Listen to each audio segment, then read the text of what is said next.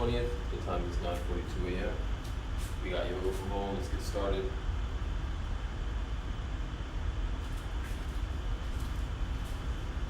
So the device turning on here.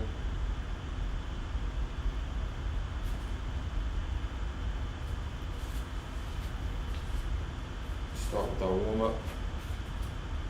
15 squats.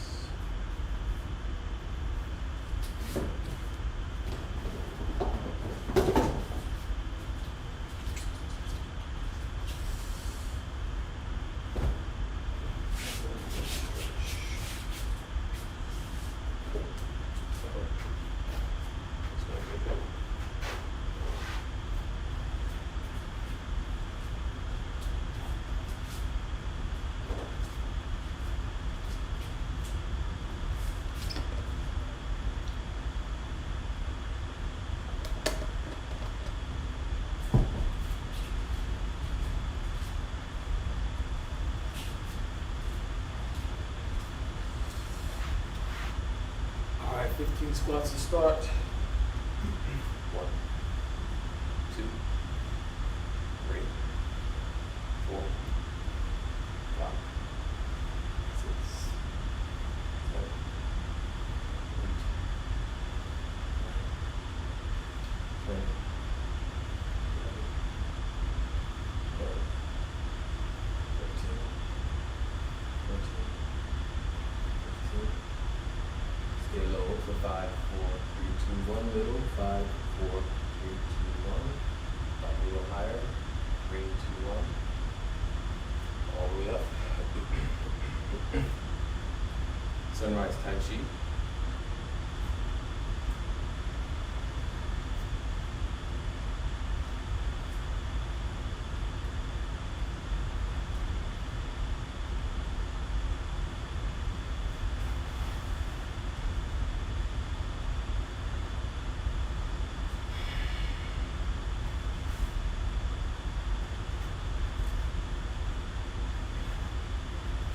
Other side.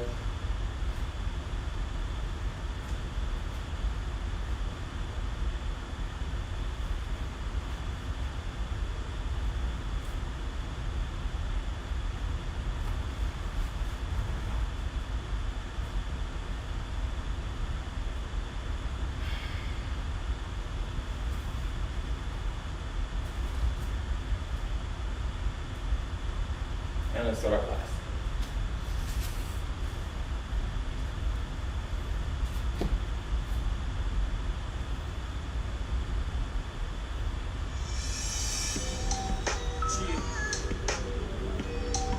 What's up?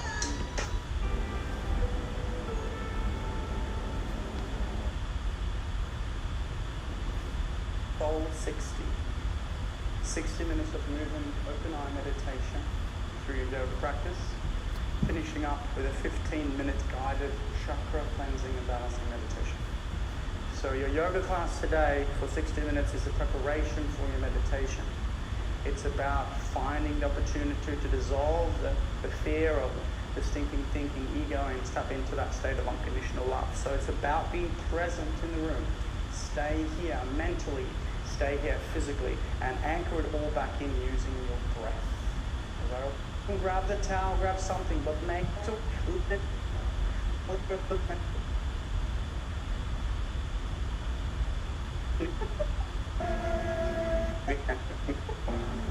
in from time to time.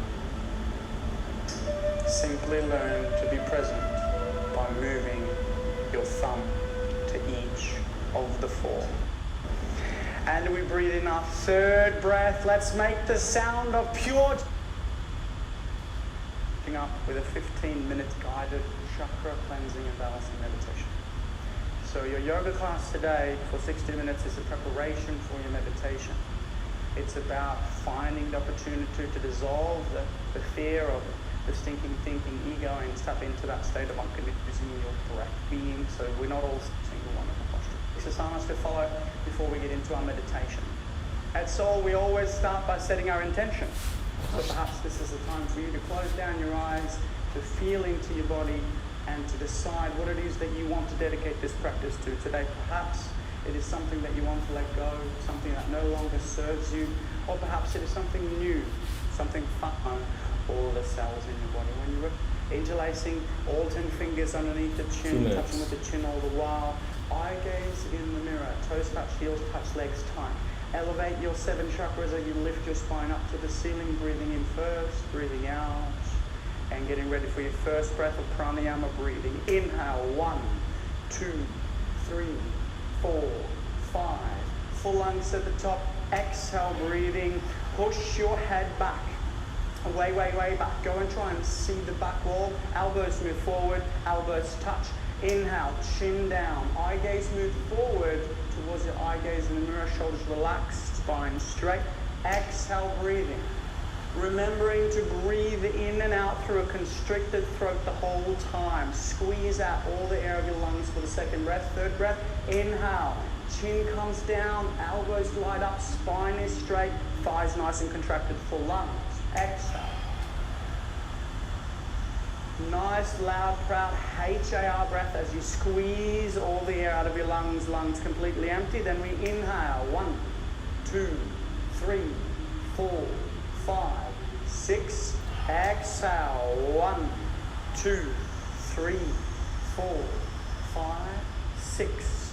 Inhale, chin down, elbows glide up. Find your eye gaze in the mirror, elbows all the way up, full lungs, full lungs, full lungs. That's the one. Exhale. Feeling the air go out through an open mouth. Squeezing out all the air of your lungs. Inhale, love, presence, certainty, enthusiasm, joy, and gratitude.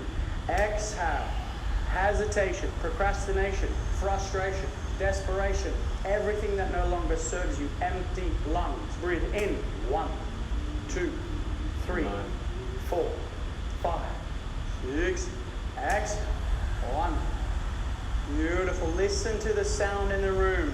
All your fellow students moving with you, breathing with you. Inhale. 3 more breaths of pranayama, making these the biggest breath of your day. So far, fill your lungs.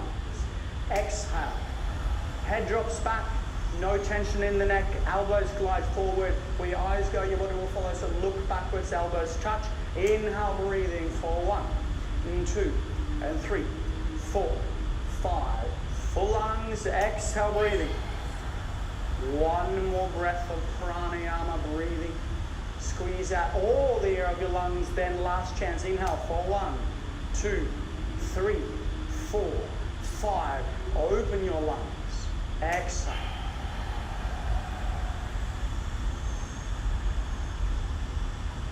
Empty your lungs. And when you finish, relax your arms down by your side. If you can find stillness in between your postures. The 2 sets of everything in the warm-up series. So now please interlace your fingers, perhaps a different thumb towards your throat this time for the second set of pranayama breathing. Relax and concentrate and meditate. Inhale. For a constricted throat all the way, breathing as much as you can. Exhale. Open your mouth, breathing out through your mouth, squeezing all the air out through the lower part, middle part, upper part of your lungs, completely empty. Let's breathe in. 1, 2, 3, 4, 5, 6. Exhale. Remember, the pranayama breathing can be short. You can do this for a long time. But if you just become conscious of your breath, you can master your body. Breathe in, you can master your mind. And you can master your emotions by tapping into your breath alone. For lungs. Exhale. Breathing out through an open mouth. Eye gaze backwards, remember. No backward bending. Elbows touch. Inhale, breathing. Increasing the energy now. Increasing the prana. Increasing the energy for the postures to follow. Exhale, breathing. Feel your spine lifting and elevating at the same time. Inhale, this is yoga. Breathing, present time, conscious awareness in this room with full lungs. Exhale.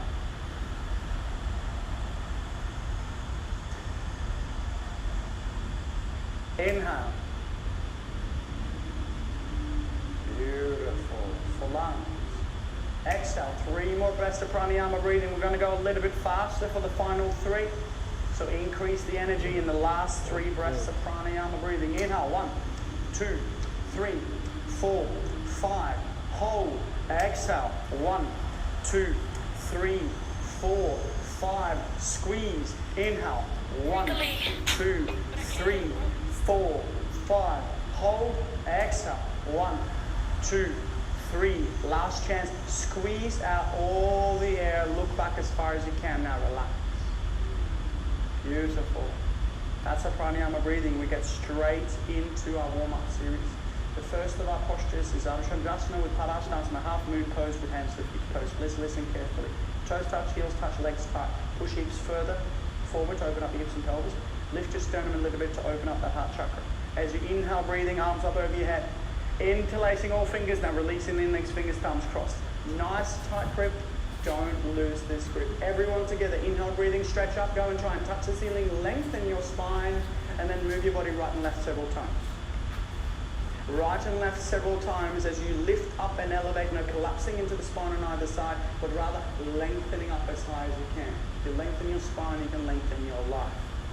And when you finish on the side that you're on, come back up, stop in the middle. Let's get this set up right. Push your hips further forward, lift your sternum back. No gap between the biceps, arms, and ears. Block out your knees. Inhale, breathing, stretch up. Go and try and touch the ceiling. Get rid of the gap in between your palms in an absolutely straight line. Everyone over to the right-hand side. Without bending your elbows, without bending your knees.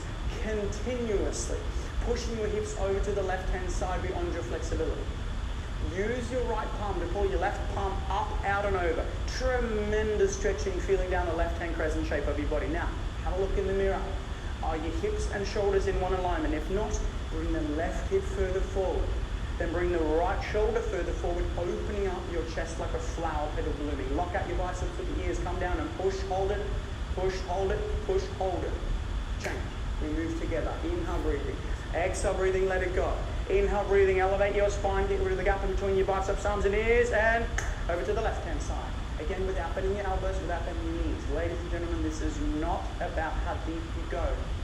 You're not comparing yourself to anyone else in this room. You're simply staying with your breath and lifting your spine up, out, and then over. That's it. Get your right hip further forward. Left shoulder further forward.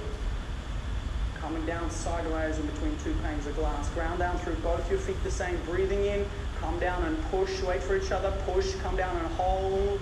Change. Then we come back up. Elevate your spine. Inhale, breathing. Exhale, breath, relax. Inhale, breathing, stretch up. Exhale, drop your head back. Inhale, breathing, lift your sternum.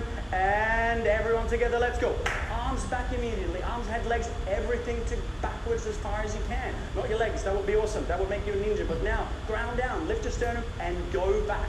Lift your sternum, go back. Way back. More back. Hold it. Change. Bend your knees if you need to, and please place your hands on the floor in front of you. If you can backward bend with your legs, that would be insane. Perhaps for now, just place your hands on the floor in front of you and move your hips right and left several times. This is Padahastasana. So move your hips right and left several times. We call this one the soul shuffle. Feel free to freestyle, feel into your body a little bit, feel into those tight hammies. And learn to love the tight spots of your body. Your body is never making a mistake, it is just talking to you. So breathe into those tight spots and breathe into any painful spots and learn to love them for what they are, and they should dissolve much faster. When you're ready, bend your knees and place your hands underneath your heels on either side. Little baby fingers touching side by side. Nice tight grip, please do not lose this grip. Inhale, breathing on your exhale breath. Let's go. Pull your body down as hard as you can. So use those bulging biceps to pull as hard as you can. So you squeeze your stomach onto your thighs, your chest onto your knees. Eventually you get your third eye pineal to touch the head below the knees. Roll your body weight forward. Inhale, breathing. On your exhale breath, let go of all the tension in your neck as you pull harder. Come on, man. Squeeze all the way down. Pull harder, roll your weight all the way forward. Squeeze. Push your knees back, push your hips up. Last chance, everyone, stay there, don't forget to breathe. Push your knees back, lock your knees. Lock your knees, one more, lock your knees, hold, change. That's the one. Inhale your way back out of the posture. Everyone waiting for each other at the top. Exhale, breathing, your arms stand by your side. Second set, straight into it. Inhale, breathing, arms up over your head, perhaps a different thumb towards the mirror this time.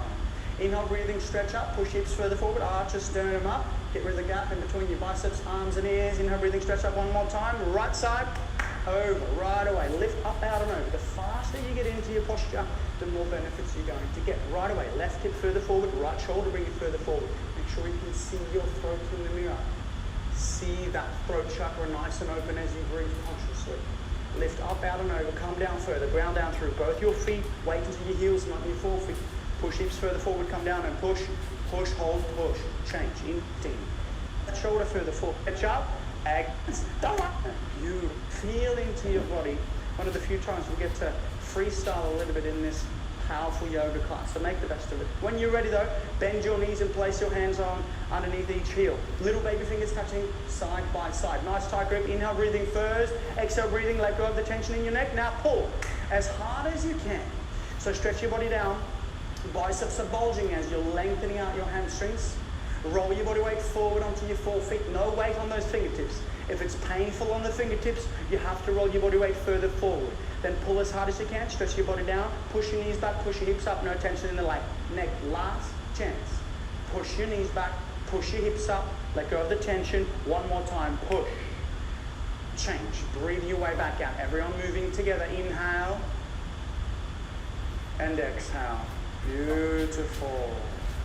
Next is Utkatasana awkward pose. Right foot steps to the right, about 6 inches. Toes invisible, heels invisible behind the toes. Remember, awkward pose is supposed to feel awkward. I want you to feel like you're about to fall down backwards. Hands up immediately. Tricep muscles nice and contracted throughout your entire posture. Inhale, breathing, lift your sternum. Exhale, breathing, sit down. Boom, into the chair. Thighs parallel to the floor. You should be able to lift your toes off the ground all the way because you're sitting down so low, and arch your upper body back. Open your knees. 6 inches between toes, heels, knees, hands. Stay here and breathe.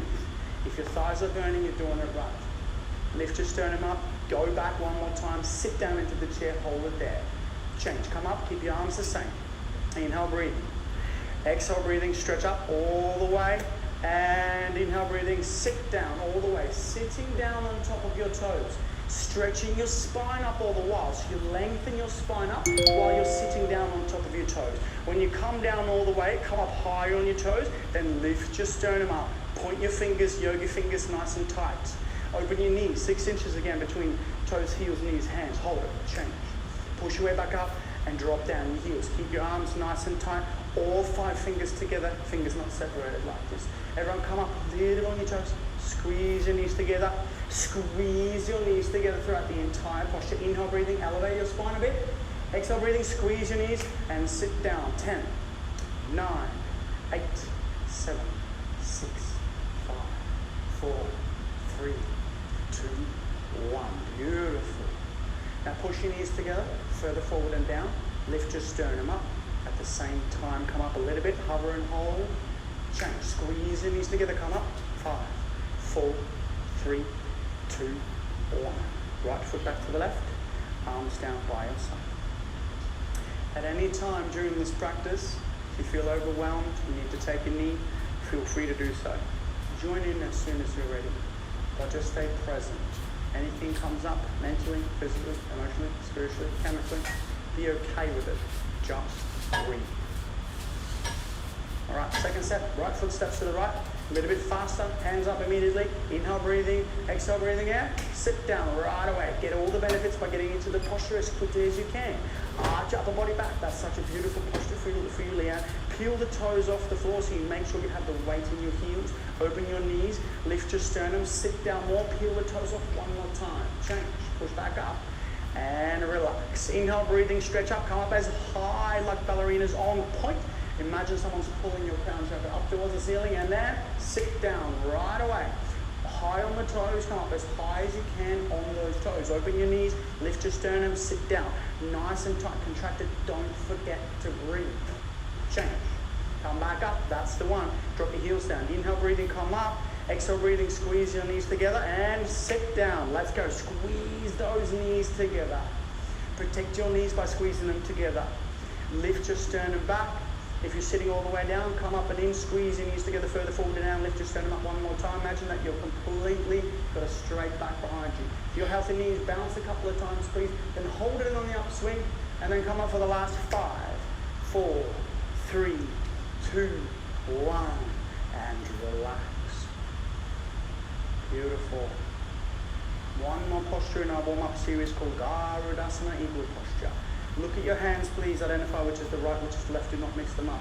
Inhale, breathing, arms up over your head sideways, and right away, zoom. Right arm underneath the left arm. Cross your arms each other and twist like ropes. Bring your hands in front of your face. Start pulling your elbows down. Push your hips further forward. Lift your sternum up one more time. Inhale, breathing in. Sit down into the chair. Keep your hips nice and low. Keep your sternum up.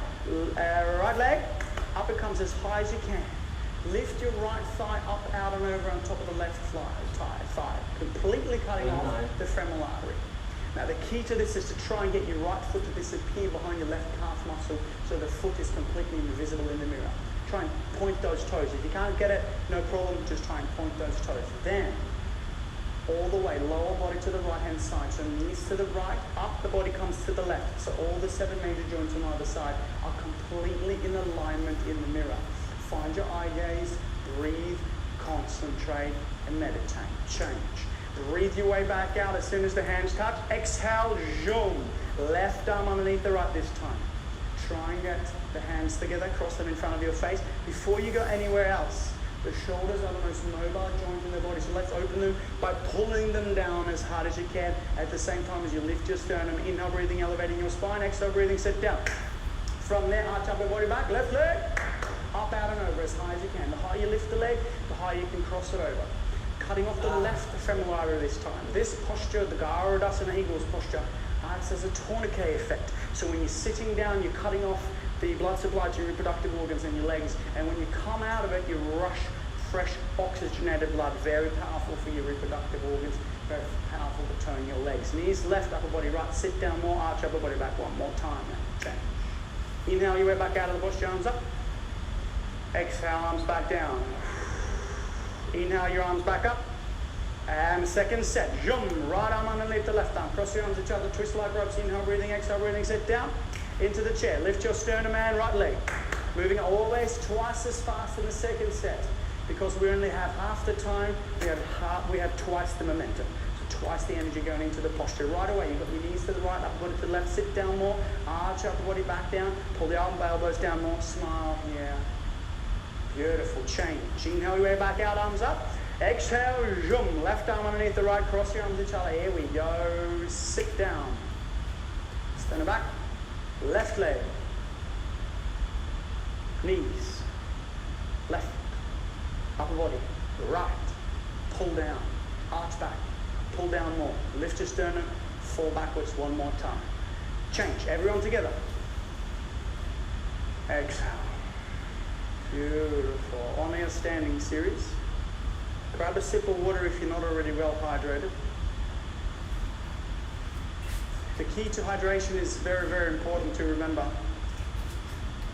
We drink fresh water, filtered water throughout the day, throughout the week, so we might not need to bring water to class because we're already well hydrated.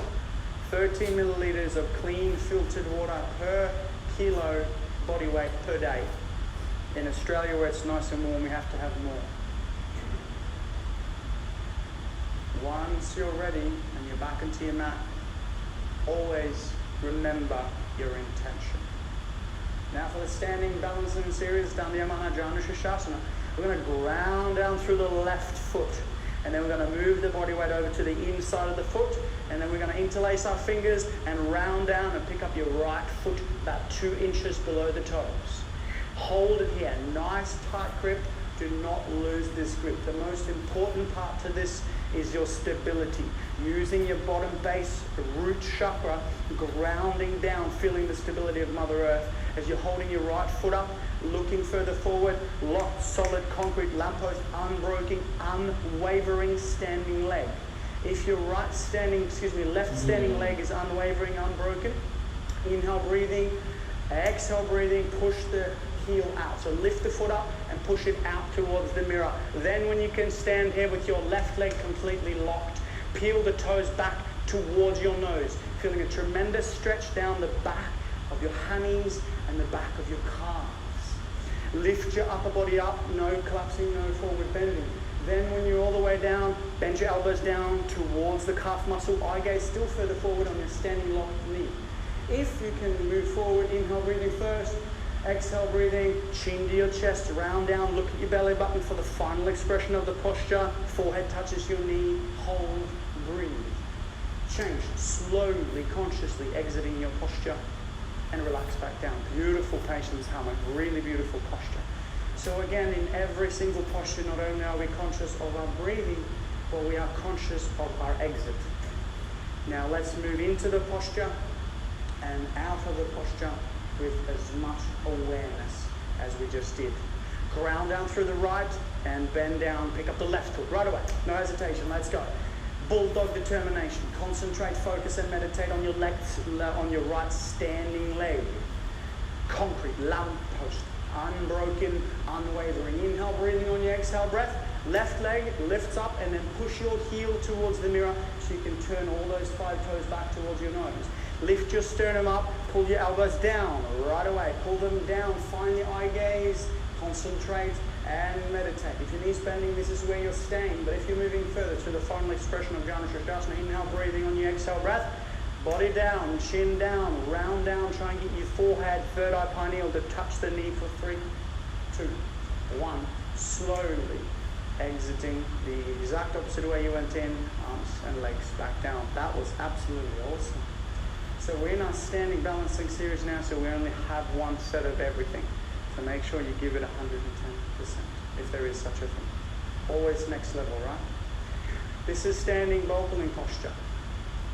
Right hand up, palm facing up, elbow touching the body. Bring the hand out to the side. Without turning the hand, drop the hand down facing the right hand side and then pick up your foot from the inside. No hesitation, find your balance. Bring your knees together to start. Left hand comes all the way up as high as you can. Stretch up towards the ceiling, start kicking into your hand. Inhale, breathing, stretch up. Exhale, breathing out, bend your body down from the lower spine towards the floor. Eye gaze further forward. Eventually, if you can kick so hard, you will see that your right foot comes up over the top of your head, completely invisible in the mirror. But first, bend your body down, go and try and touch the mirror. If you haven't got your chin to touch your shoulder, do that by going further forward. Bend your body down, lock the standing leg, weight on the heel, roll the body weight forward, right hip down, stretch and kick and stretch and kick. Change, slowly kick your way back out of the posture. As the left hand comes down, we exhale, then we inhale the hand back up, exhale out to the side. Inhale, drop it down, exhale, hand comes up. Be present with the movements, be conscious of your movement. Inhale, breathing, stretch up. Exhale, breathing in, kick into your hand. The harder you kick, you can balance there forever. So bend your body down from the lower spine to go and touch the floor. You want your hand to be completely parallel with the floor. So go and try and touch your chin to your shoulder. Shoulder blade scapula coming out of your body. Chin to your shoulder, eyes in alignment. Bend down further forward, kick and stretch like a bow and arrow. Last chance, everyone, kick and stretch and kick and stretch. Kick your way back out of the posture. So inhale. Exhale, arms back down. Beautiful. 2 sets of the next one called Tulam Dandasana Balancing Stick. Everyone please step to the back of your mats. Inhale, breathing, arms up over your head sideways. Exhale, breathing, right left steps forward, a big step. Inhale, breathing, stretch up. On your exhale breath, let's go.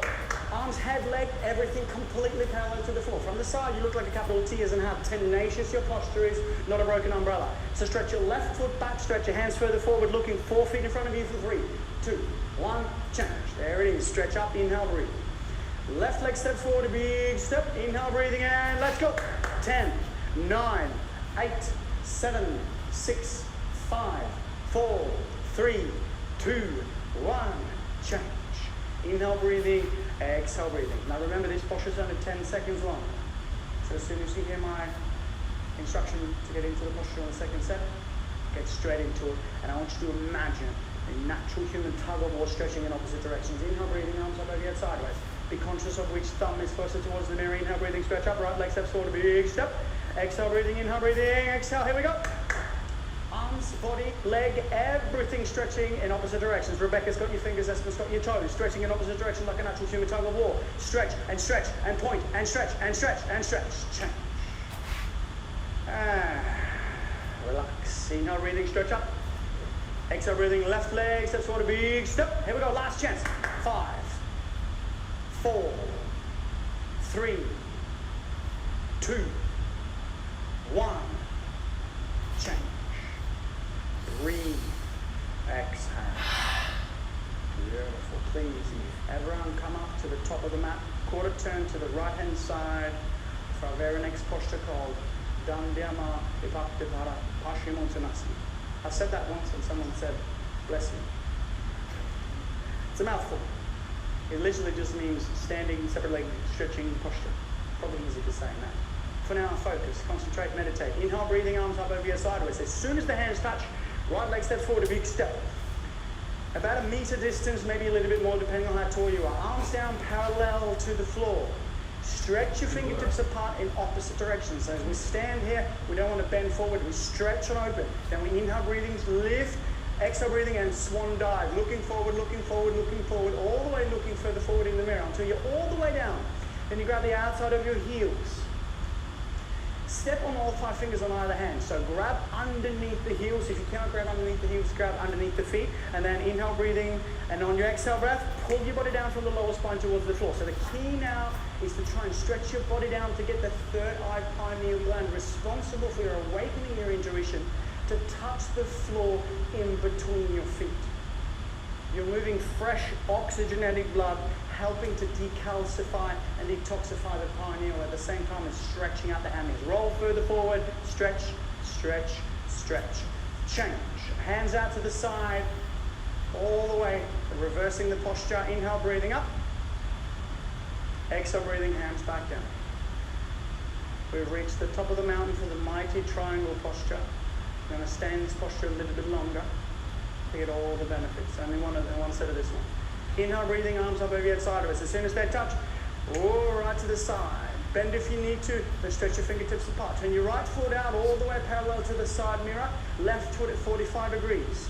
Inhale, breathing. Exhale, breathing. Sit down until your right thigh is completely parallel to the floor. Right knee on top of the right ankle. Bring your spine to the center. Turn your palms. Inhale, breathing. Exhale, breath. And windmill your arms. Left arm up. Right arm down. When you're down, look up. Looking up. Where your eyes go, your body will follow. So you're stretching your left hand up towards the ceiling, stretching your right hand down towards the floor. No weight against the fingertips against the floor if you can. Then push your right knee back with the help of the right elbow. Left hip further forward and down. Turn and twist to look up. You got one more chance. Inhale, breathing. Exhale, breathing. Stretch up and down in opposite directions. One more time. Hold. Change. Right foot in, left foot out. Inhale, breathing. Bend the knee. Sit down. Spine straight in the center. Open your hands. Inhale, breathing. On your exhale breath, let's go. Trikonasana, triangle posture. Name triangle posture because of the triangle it forms underneath your hands. Once you can see the triangle, look up towards your drishti. Towards your index finger pointing up towards farther sky. Look up, stretch up. Stretch down, stretch up. Stretch down, stretch up. You can feel your chest opening. Peeling off all the stored negative emotions in your chest as you open up your heart chakra. Push your knee back using your left elbow now. Stretch up one more time. Turn and twist. Right hip further forward. Right foot flat on the floor. Change. Inhale, breathing, feet back together, hands up over your head. Exhale, breathing, arms down either side. Beautiful. You can feel your heart pounding now, cleaning out your coronary arteries. Detoxifying. Cleansing your body. Inhale, breathing, arms up. Cross your thumbs only. Keep your hands up above your head. Get rid of the gap in between your biceps, arms and ears. Inhale, breathing, stretch up. Right leg steps forward, steps to the side about a meter. Then turn your whole body to face the back wall. Make sure you turn far enough to make sure both hips are in one alignment. So both hips are completely parallel to the back wall. Before you do anything, inhale, breathing, stretch up towards the ceiling first. Chin to your chest, look at your belly button, and then round down all the way. Look at the belly button, look at the belly button. That's it. When you're all the way down, bend your front knee. This is a compression posture, not a stretching posture. So you bend your front leg as much as you can. The goal here is to get the third eye pineal gland to touch the knee. So bend the knee as much as you can. Get the forehead to touch the knee. When the forehead is touching the knee, open your hands for balance if you need to, and then push against the floor a little bit. Try and get your third eye pineal a little bit higher up on that knee. Push your knee back, push your right hip up. Try and lock out the knee one more time. Stretch your hands out. Get your hands together if you've opened them. Find your balance. Breathe. Change. Both hips parallel to the back wall. Come back out. And then turn your body 185 degrees facing the front. Now turn your hips 1, 2, 3, 4, 5 as many times as you need to make sure both hips are completely parallel. Inner breathing, stretch up and chin down, round down all the way. Look at your belly button. Throat choked. You should feel a choking sensation in your throat. This is massaging your thyroid and your parathyroid, helping to supercharge your metabolism. Always also getting the forehead to touch the knees. Bend the knee as much as you need to. Open your hands if you need to for balance. And then when your forehead is touching the knee, push against the floor, put more weight onto your left front foot now so you can push the left hip up towards the ceiling.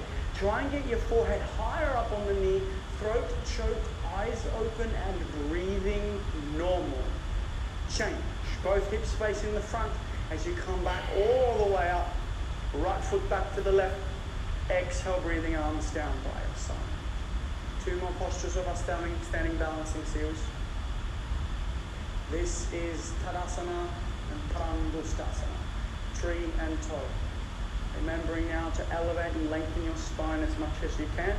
And if you have any knee problems, stay in tree, don't go to toe. If you don't have any knee problems, then perhaps you want to give it a go, pay attention to the students in the front row. Be safe. All right, when you're ready, lift your right foot up using your left hand. Grab the left foot so the sole of the foot is facing the ceiling. And then drop the right knee down as far as you can. Be careful of the knee. Push your hips further forward to open up the hips and pelvis. Let the right knee come down to open up that joint as well. Then when you're ready, right hand comes up to the center of your chest. At the same time, lengthen and elevate your spine up towards the ceiling like mighty trees growing in the forest. If you can balance there and your foot is not slipping, left hand comes up, palms together, lengthen your spine. Trees, stay there if you have any problems. So if you're on your first 5 classes, everyone else, eye gaze 4 feet in front of you, and then bend your body down to the lower spine towards the floor. Eye gaze further forward, and then when you're all the way down, bend the knee and sit your buttocks down on top of your heels. Bring your hands to either side for balance. Spine is nice and straight. Everyone waiting patiently in the soul forest. On the right side, we bring the left hand up first. Then the right hand comes up to meet the left palms together for Namaskar. Lift, hover, concentrate, and hold space. And change. Slowly, consciously push yourself back out and reverse engineer the process. Everyone else waiting patiently in mighty soul forest. Hold space. And change. Beautiful. Well done. Another chance on the left hand side. Right hand, left foot, lift it up as high as you can, up on the costume, and then let the knee come down as much as you can. If the knee can come all the way down, you can push your hips further forward. Make sure you're not forward bending, so arch upper body back, lengthen your spine. Left hand up, right hand up. Hips further forward, lift your sternum, elevate your spine. Stay there, or eye gaze 4 feet in front of you where your body goes. Where your eyes go, your body will follow. So bend your body down. Looking further forward. Bend the knee if you can. And when you need to, sitting down. Hands to either side. Find your balance. Then, right hand comes up first. Left hand comes up second. Lift, balance, hold. And change. Beautiful. Push yourself back out the exact opposite way you went in. Lift up. And change. Beautiful. On your standing balancing series, and please grab a sip of water if you need one. And when you're ready, on to back for Savasana. Remember, Savasana has a form. Savasana is called dead body posture, and Savasana is said to be the most difficult posture of all postures. Why? Because the mind has a tendency to begin to wander.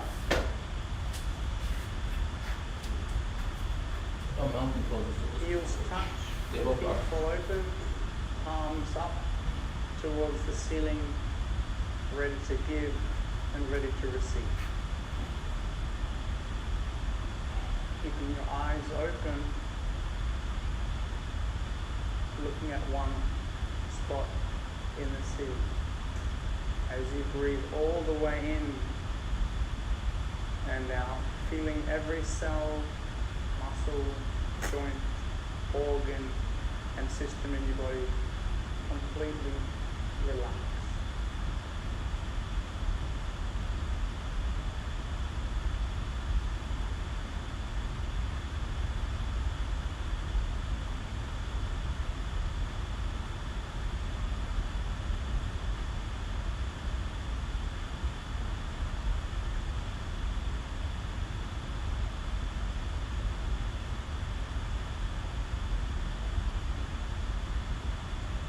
You can feel your heart beating in your chest. This heart beats for you thousands of times a day without us needing to think about it. And sometimes I think we even take that for granted. So for now, let's be grateful for the incredible bodies that we have that allows us to do this powerful practice. In today's stressful society, all we really need is to lie down in Sulasana and completely relax. And by focusing on our breath, all of the stress in our body starts to dissolve. Like Einstein always used to say, there is no past, there is no future, for eternity is now. To access the now, just breathe.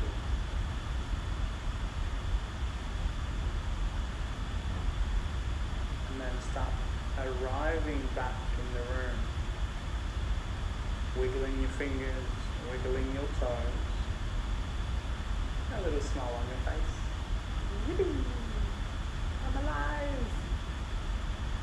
And being again so grateful that we have a body that allows us to have trillions of cells with trillions of actions per cell per second, all governed by this beautiful soul that asks nothing in return, but just gives us life.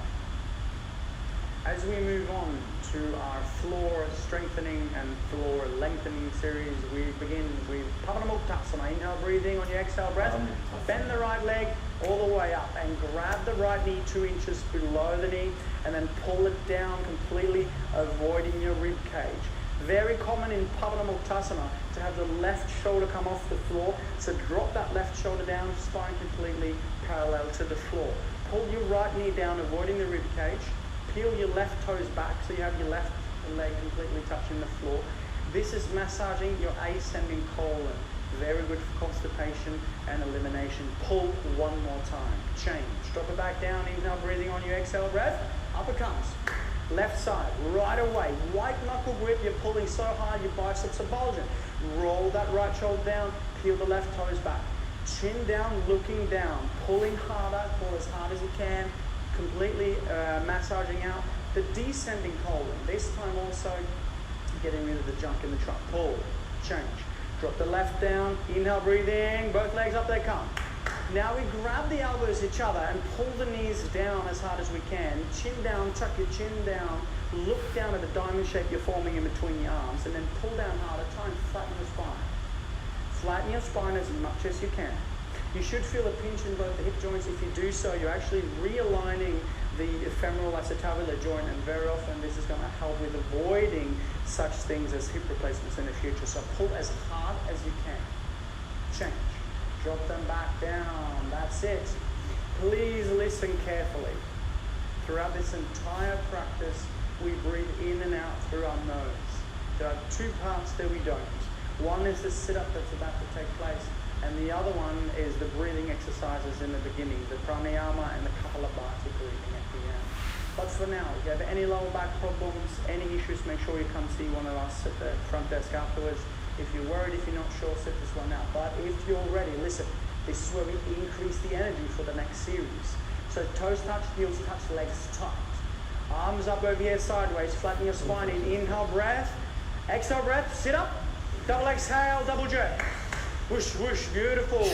Line your stomach for the powerful Cobra posture, Bhujangasana. Right away, lying on your stomach, hands next to your shoulders, bringing your elbows in. You only have one leg like a Cobra Tower, so do not open it. Eye gaze looking further forward, Hands on either side. Inhale, breathing. Exhale, breath, and lift your upper body up, and look up towards the ceiling, and then look back.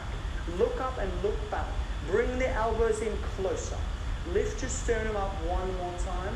Look up, go up, way back, more back, hold it, lift. Change. Slowly rolling back down. Turn your head to the right hand side, left ear on the towel. Palms still facing upwards towards Father Sky. Ready to give and ready to receive. Belly down, Savasana. Just breathe. Eye gaze focused.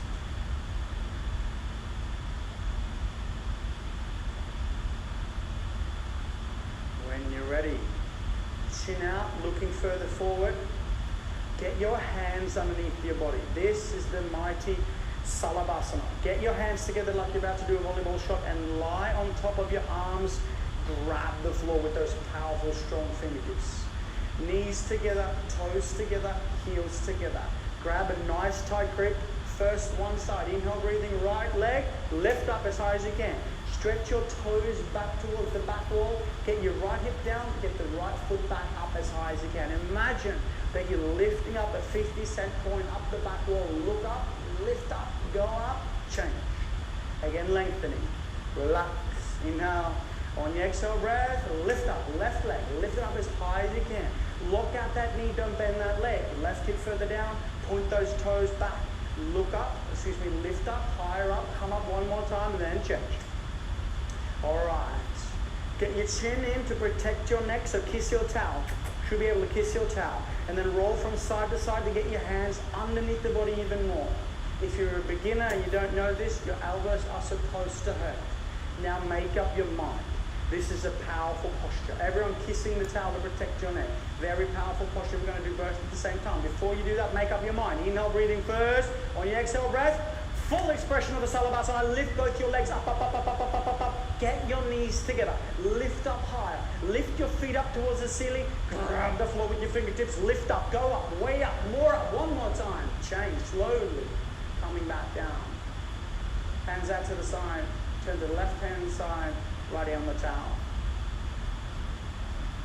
Feeling Mother Earth supporting you from below, holding you up. You're safe. Nowhere else you'd rather be. And remembering that when we practice this style of yoga, we are submitting ourselves deliberately into an uncomfortable environment, because the only place we grow as spiritual creatures is outside of our comfort zone. So when that ego story come up, that emotion come up, whatever comes up for you, just dissolve it by breathing into it and letting it go. When you're ready, chin further forward, hands out to the side like airplane wings. This is Purna Salabhasana. Say hi to your neighbor, little high five. Just little lip, no inappropriate touching. Toes together, knees together. Let's go on a trip to our absolute favorite destination. Imagine your favorite destination. As you stretch your fingertips apart, you can lift your sternum up a little bit. Inhale, breathing, exhale, breath, and lift up. Look up, go up, way up, more up, and then turn your palms to face the front mirror, thumbs facing up. Look up, look back. Legs up, arms up, everything up, up, up, up, up. Come up one more time. Change slowly, coming back down. Quarter turn to the right hand side. Left ear on the towel. Very powerful postures for your postures. We spend so much of the time forward flexing now, rounding our spines, aging our spines and degenerating our spines. If we can do this practice, we can continue to get healthier as we age and not the other way around. You have a healthy spine, you have a healthy life. When you're ready, chin out looking further forward, and then bend your knees. Let's go, bend your knees. Grab the feet from the outside with all 5 fingers on either side. This is Dhanurasana, the master asana of the floor strengthening series. Bring your knees together to start. Looking further forward in the mirror as you inhale, breathing on your exhale breath. Let's kick and lift. Kick back so hard, 4 quads on either side, the most powerful muscle group in the body. Kicking up and looking up. Looking like a teardrop shape from the side. Now roll your body weight forward onto the soft part of your belly. Bring your knees together. Look up. kick back, look up, go up, more up, one more time. Up, change, slowly. Turn to the left-hand side, right here on the towel. By now, you're probably feeling your heart pounding against the floor. You have a little heart attack in every yoga class, and you never have a proper heart attack. And it's so beautiful. The stress in this room is good stress.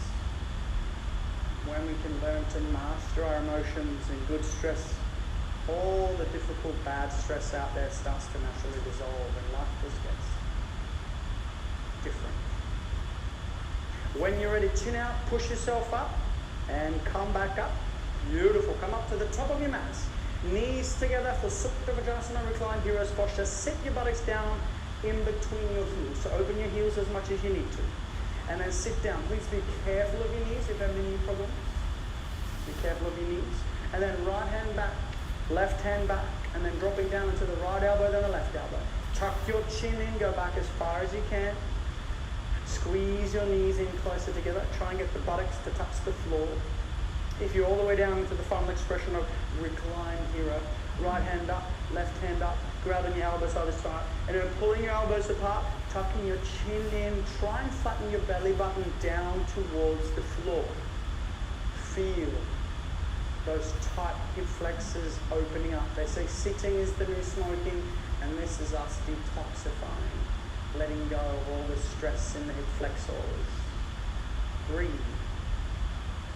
And change. Slowly come back up. Please come up safely, then go back a little bit further forward if you're not in the middle of your mat, and sit down Japanese style for Ardha Kurumasana, half tortoise. Inhale, breathing your arms up, cross your thumbs only, stretch up. Exhale, breathing in, you go down. Look further forward, look forward, look forward. Try and get the first thing to touch the floor to be your third eye pineal. Eventually your hands, beautiful Jackie, what an incredible posture for you. Stretch your hands further forward, you're going to touch the mirror. Lock out your biceps and lock out your elbows. So stretch your hands as far further forward as you can. At the same time, push your buttocks down. That's the one. Lock out your elbows as you can. Push the hips away from the hands, lengthening out your spine. That's the one. Change. Arms and head, everything coming back out together. Stretch your spine. Exhale your arms back down. Beautiful. Onto your backs for Savasana. Now we're going to get into a Savasana in between every single posture, and the purpose of this is to get into more flow and more movement. So increase your energy, increase your presence, increase your intent, and increase your exhalation by 10% for every single sit-up. Toes touch, heels touch, legs tight. Inhale, breathing, arms up over your head, sideways, flatten your spine. Let's go, sit up, double exhale, double jerk. Whoosh, whoosh. That's the one, perfect. Roll on to your knees, come up to the sitting down for the top of your mat for Ustrasana. A very common physiological response to protect ourselves when we are stressed is this. We round our shoulders and we get into this state, because here no one can hurt our hearts, no one can hurt our emotions, and we're protected. But here is a very sick posture to be. So this posture, Ustrasana, is designed to open up not just our heart chakras, but also our throat chakras, learning to let go of anything that we've stored in our tissues. So sit up 6 inches in between your knees. Right hand back, and then left hand back. Lift your sternum up, push hips further forward, and then drop your head back. Learn to let it all go. Pushing hips further forward, and then right hand comes back, left hand comes back. Dropping down, grabbing your heels, thumbs on the outside, fingers on the inside. You got it there, let go of the tension in your neck. Inhale, breathing, exhale, breath. Push your hips further forward towards the mirror. Lift your sternum up, drop your head back as far as you can. Now imagining that all the stored negative emotions are peeling open and leaving your body. So hold space for yourself as you push hips further forward, lift your sternum up, drop your head back, and open up and breathe. 3, 2, 1, change. Slowly come back out. Sit straight down onto your knees and close down your eyes.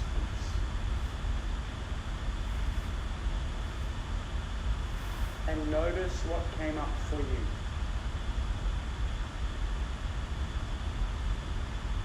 What's the emotion? Not the thought, but what is the emotion? Whatever came up for you, well done. When you're ready, if you're ready and if you're brave enough, second set of Ustrasana. Come back up to your knees. This time open your knees a little bit more, about 8 inches in between the knees. Left hand back this time. Let's mix it up. Right hand back this time. Inhale, breathing, lift up. Push hips further forward. Drop your head back. Then drop the left hand down. Drop the right hand down. Breathing in. Push hips further forward and breathe out. Push hips further forward and breathe out. Lift your sternum up. Allow every stored negative emotion in your entire being to let go right now. Remembering your intention, breathe into your body for 3, breathe into your body for 2, breathe into your body for 1. Change. Slowly come back out the exact opposite way you went in. When you're ready, zoom, onto your back for Savasanas. Right away, faster you get into the Savasanas, the faster you get your benefit, and then find your breath.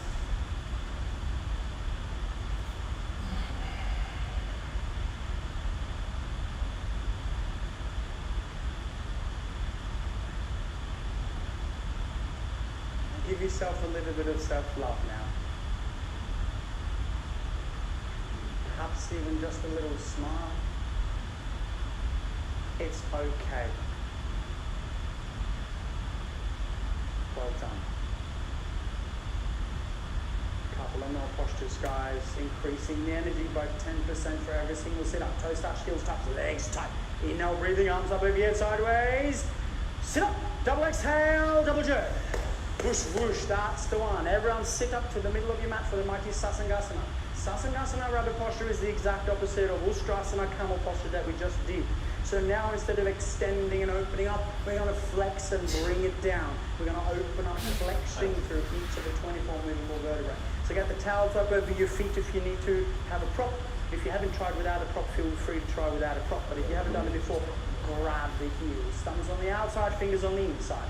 Inhale, breathing, stretch your spine up first. On your exhale breath, chin down, round down, one vertebra at a time. Go and try and get the forehead to touch your knee for the mighty rabbit posture. If your forehead is not touching the knee, then walk your feet further forward, one leg at a time until the forehead's touching the knee. Then inhale, breathing on your exhale breath, pull. On the heels as hard as you can, push your hips up towards the ceiling. Advanced students, don't forget to roll the shoulders away from your ears so you can breathe. Push your hips further forward, biceps are bulging. Ankles are flat against the floor. Push your hips up. Try and get your forehead higher up on the knees. Last chance, shoulders away from the ears. Push your hips up one more time. Now, change, but breathe your way back out of the posture. One vertebra at a time. As when you're all the way back out, zoom. That's the one. Onto your back for Savasana. Increasing 10% every time.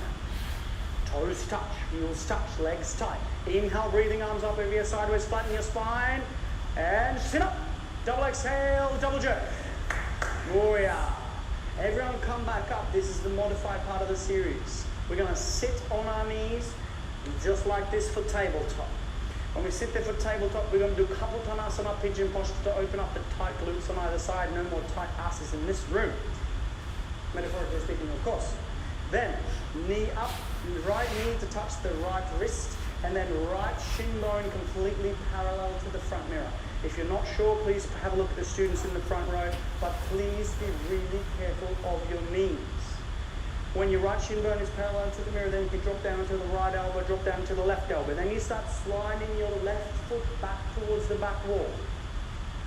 Slide it down as far as you can. You should feel a tremendous stretching sensation across your glutes.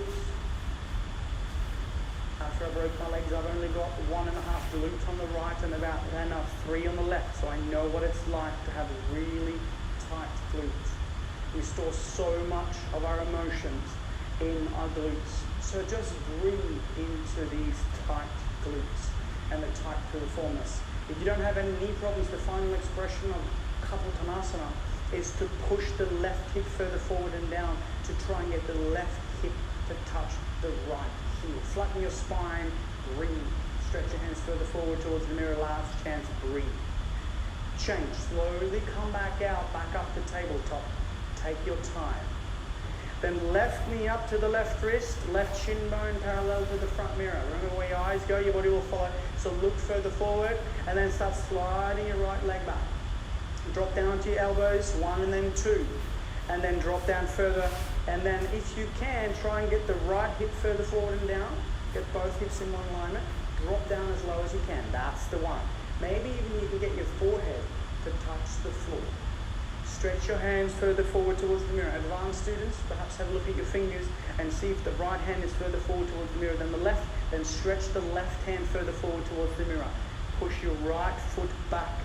Right hip pushing further forward and down towards your left heel. Hold it here and just breathe. And change. Slowly push yourself back up and just roll onto your buttocks.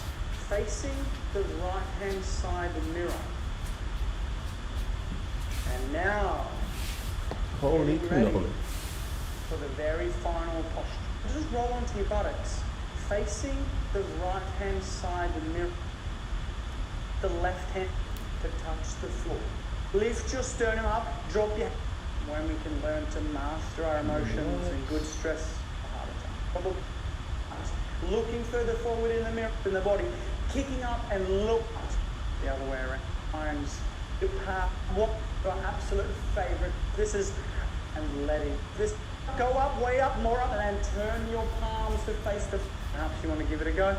Pay attention to the students in the front row. Be safe. All right, when you're ready, hips further forward to open up the hips and pelvic in time. Together, length floor. Eye gaze further forward, and then when you're all the way down, bend the knee and sit your buttocks down on top of your heels. Bring your hands to either side for balance. Spine is nice and straight. Everyone waiting patiently in the soul forest. On the right side, you bring the left hand up first. Then the right hand comes up to meet the left palms together for Namaskar. Lift, hover, concentrate, and hold space. Ciao guys. And change slowly, consciously. Push yourself back out and reverse engineer the process. Everyone else waiting patiently in mighty soul forest. Hold space. And change. Beautiful.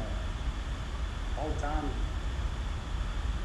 Another chance on the left hand side. Right hand, left foot. Lift it Absolute up perfection. as high as you can. Up on the posture. Inhale, breathing. Sit down all the way. Sitting down on top of your toes. Stretching your spine up all the while. So you lengthen your spine up. In our body. Pushing further forward. Well done. When you're ready, if you're ready and if you're brave enough, second set of Ustrasana. Come back up, come up for you. And open up. Is this top back. Just further forward and then walk up, stop up, and then when your right shin bone is parallel to the mirror, slide it down and further forward to touch the floor. Stretch your hands further in one alignment, drop down as low, right leg back, drop down onto your elbow. Then left knee up in your spine, breathe. Stretch your hands further forward, and slide it down. And then right shin bone completely parallel to the front mirror. If you're not sure, please perhaps thinking of just like this for chin up, double exhale, double jerk. Warrior. Everyone come back up. This is the modified part of the series. We're gonna sit on our knees, just like this for tabletop. When we sit there for tabletop, we're gonna do Kapotanasana, pigeon posture to open up the tight glutes on either side. No more tight asses in this room. Metaphorically speaking, of course. Then, knee up, right knee to touch the right wrist, and then right shin bone completely parallel to the front mirror. If you're not sure, please have a look at the students in the front row, but please be really careful of your knees. When your right shin bone is parallel to the mirror, then you can drop down into the right elbow, drop down to the left elbow. Then you start sliding your left foot back towards the back wall. Slide it down as far as you can. You should feel a tremendous stretching sensation across your glutes.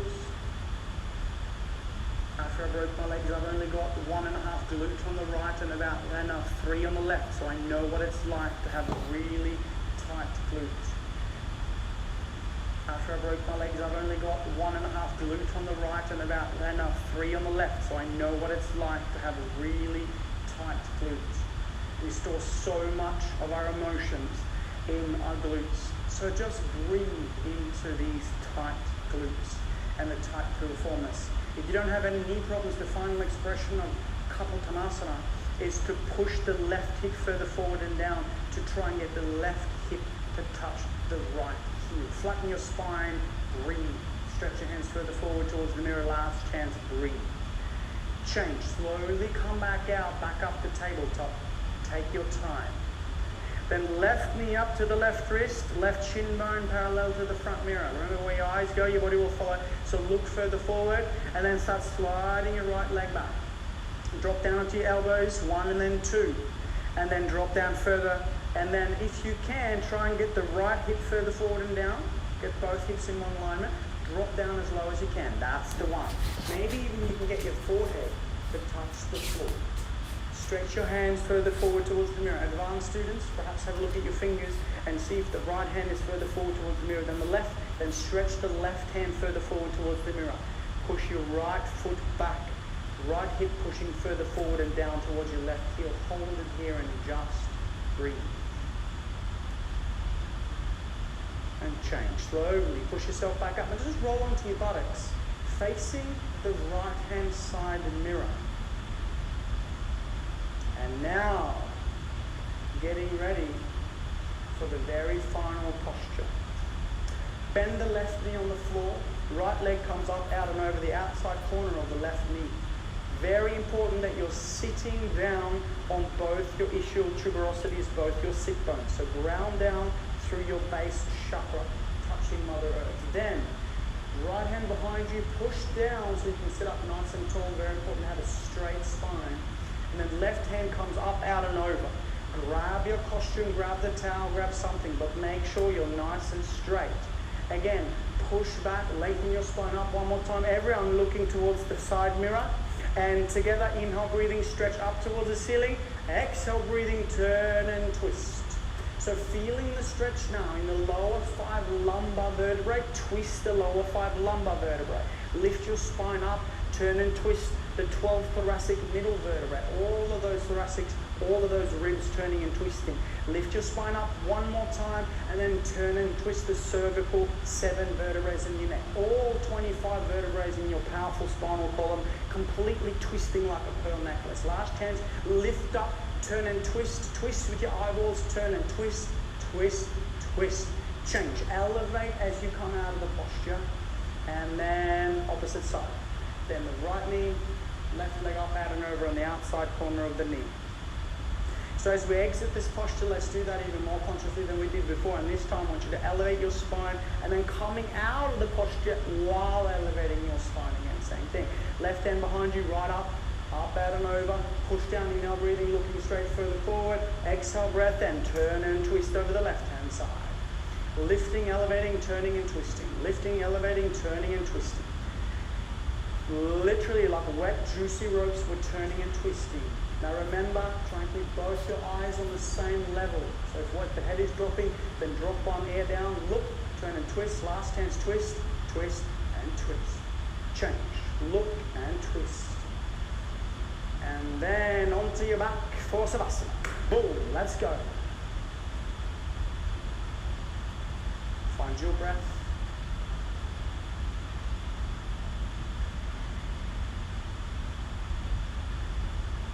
And relax.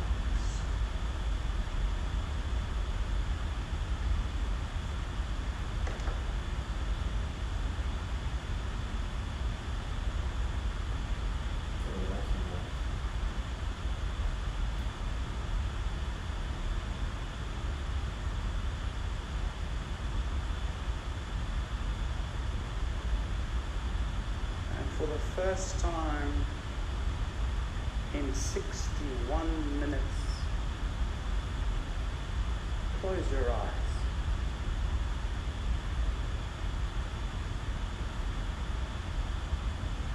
Close your eyes and just focus on your breath.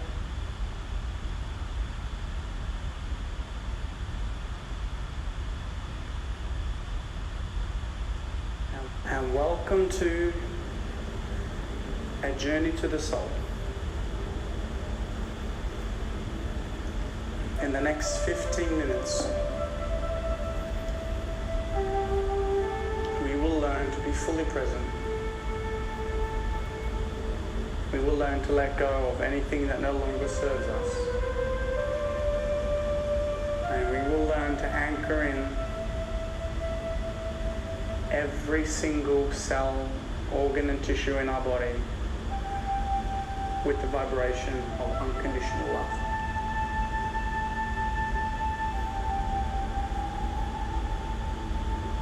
As you remember your intention, coming back to your breath. We're about to embark on the journey to the soul, which involves a couple of things. The first thing we're going to do is we're going to stay fully present with our breath by moving our fingers. We're going to do 4 breaths per cycle, and as we aim to cleanse our chakras all the way from the first chakra to the top of the 7th chakra, we're going to do 4 breaths to cleanse each and every chakra. With the first breath that we take, moving our thumb to our index finger. Second breath, thumb to the middle finger. The third breath, thumb to the ring finger. And for the 4th breath, thumb to the little finger. As your mind has a tendency to wander, a sneaky little ego pops in from time to time. Simply learn to be present by moving your thumb to each of the 4 fingers. Begin now by touching your thumb to your index finger as you breathe in all the way, focusing on the area of your pelvis.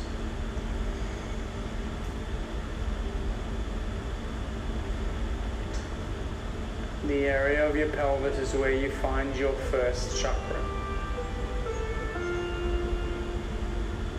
This is the root chakra, and the color of your root chakra is red. Breathing in while moving your fingers still. Imagining red light flowing in and filling up your first chakra.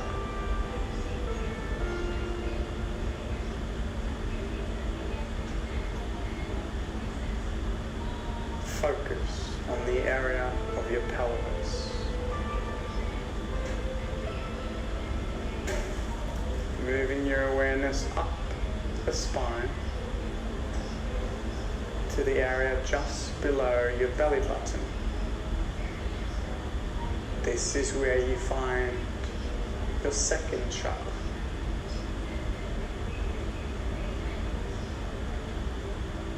This is your sacral chakra, and the color of this chakra is orange. Orange like burning fire or the setting sun. As you breathe in while moving your fingers, staying fully present with the area just below your belly button.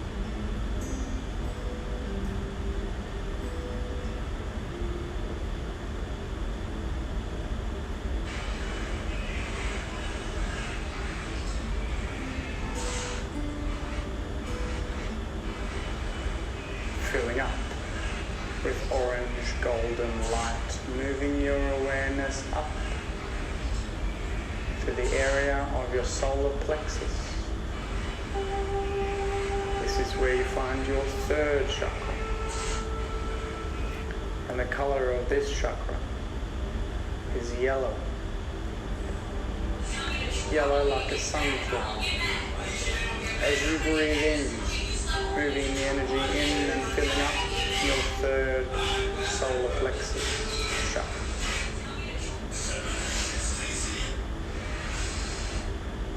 Keep your focus steady on the area of your solar plexus.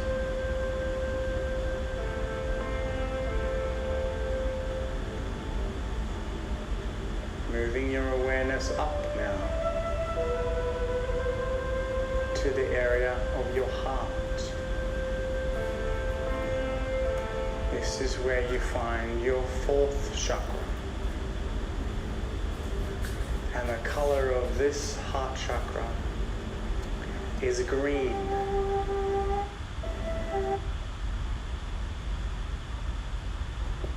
You stop and knee drop up in your spine. Right leg back. Just roll on, hand behind you, push down. You're sitting for the very final posture. Out. Bend the left knee on the floor. Right leg comes up, out and over the outside corner of the left knee. Very important that you're sitting down on both your hips. And change. Slowly push yourself back up and just roll onto your buttocks. Facing the right hand side mirror. And now, getting ready for the very final posture. Bend the left knee on the floor. Right leg comes up, out and over the outside corner of the left knee. Very important that you're sitting down on both your ischial tuberosities, both your sit bones. So ground down through your base chakra, touching Mother Earth. Then, right hand behind you, push down so you can sit up nice and tall. Very important to have a straight spine. And then left hand comes up, out and over. Grab your costume, grab the towel, grab something, but make sure you're nice and straight. Again, push back, lengthen your spine up one more time. Everyone looking towards the side mirror.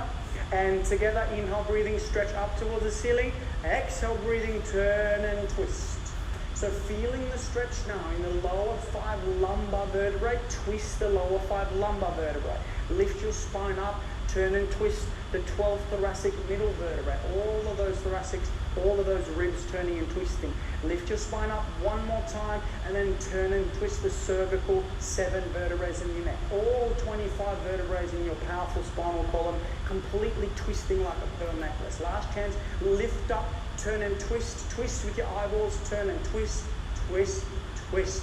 Change. Elevate as you come out of the posture. And then opposite side. Then the right knee, left leg up, out and over on the outside corner of the knee. So as we exit this posture, let's do that even more consciously than we did before. And this time I want you to elevate your spine and then coming out of the posture while elevating your spine again. Same thing. Left hand behind you, right up, out and over. Push down, inhale, breathing, looking straight further forward. Exhale, breath, and turn and twist over the left hand side. Lifting, elevating, turning and twisting. Lifting, elevating, turning and twisting. Literally like wet, juicy ropes, we're turning and twisting. Now remember, try and keep both your eyes on the same level. So if the head is dropping, then drop one ear down, look, turn and twist. Last chance, twist, twist and twist. Change, look and twist. And then onto your back for Savasana. Boom, let's go. Find your breath.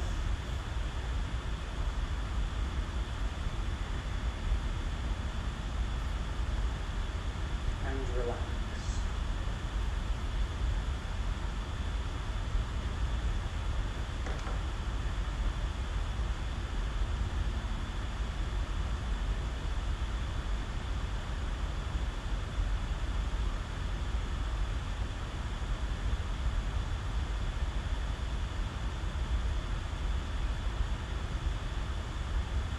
For the first time in 61 minutes, close your eyes.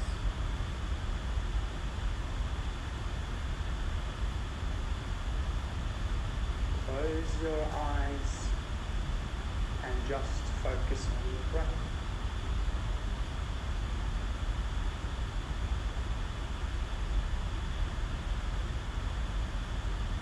And welcome to a journey to the soul. In the next 15 minutes, we will learn to be fully present. We will learn to let go of anything that no longer serves us. And we will learn to anchor in every single cell, organ and tissue in our body with the vibration of unconditional love.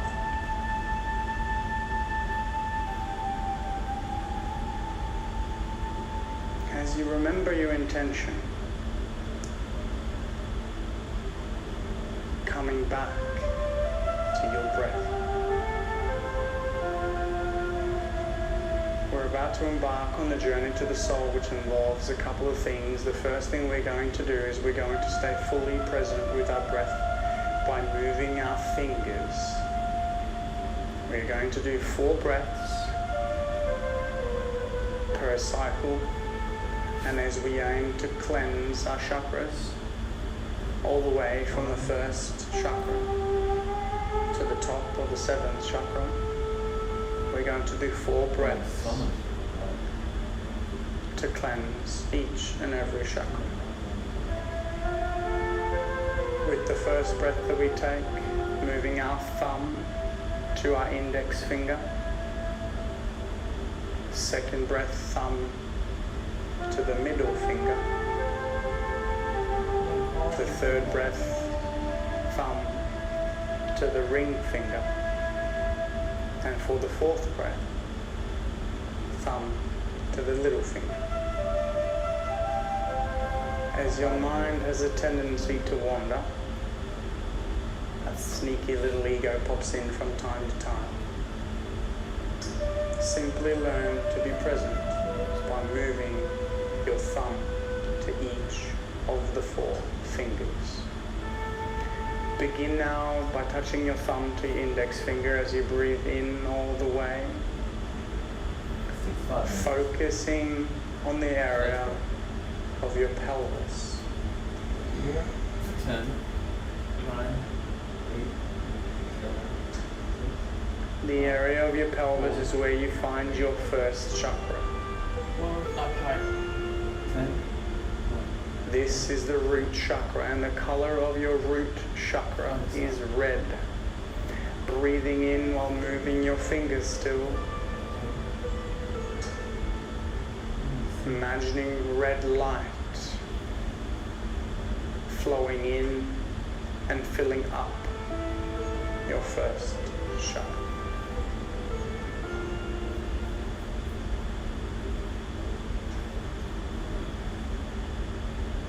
Focus on the area of your pelvis. Moving your awareness up the spine to the area just below your belly button. This is where you find your second chakra.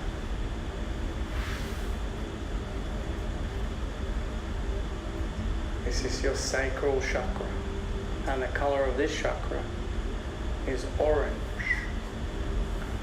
Orange like burning fire or the setting sun. As you breathe in while moving your fingers, staying fully present with the area just below your belly button.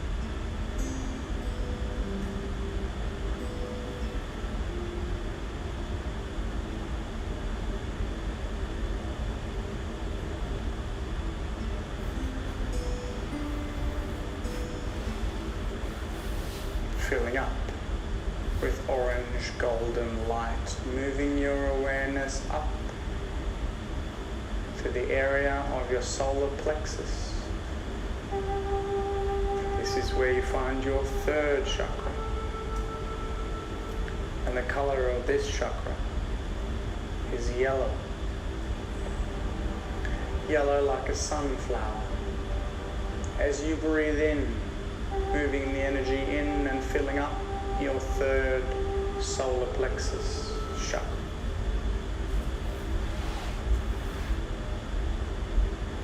Keep your focus steady on the area of your solar plexus.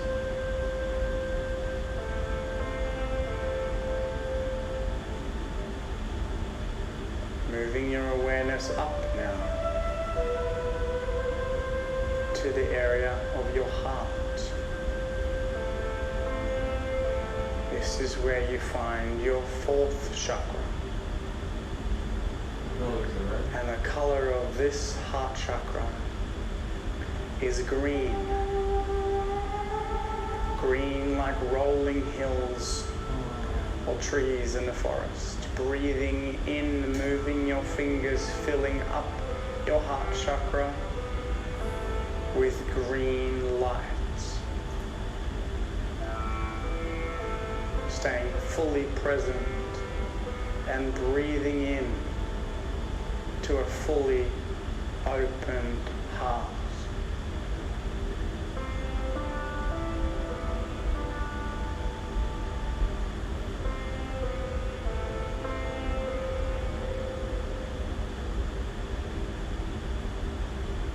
Moving your awareness up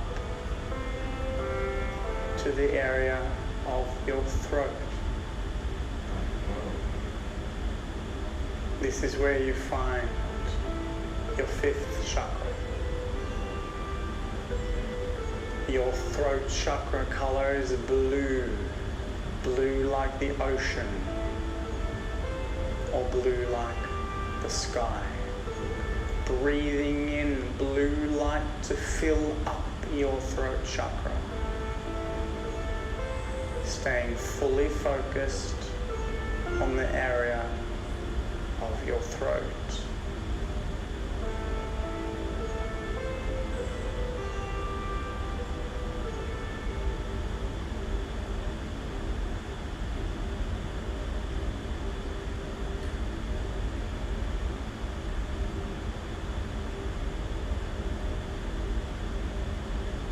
Moving your awareness up now again to the area of your third eye. Your third eye is located just above your nasal bone, in between your eyebrows. This is where you find the seat of the soul. The third eye pineal gland chakra color is indigo. Indigo is the color of a clear night sky. As you breathe in, the color of indigo flowing into your third eye pineal gland, filling up your sixth chakra. Keep your awareness on the area of your third eye.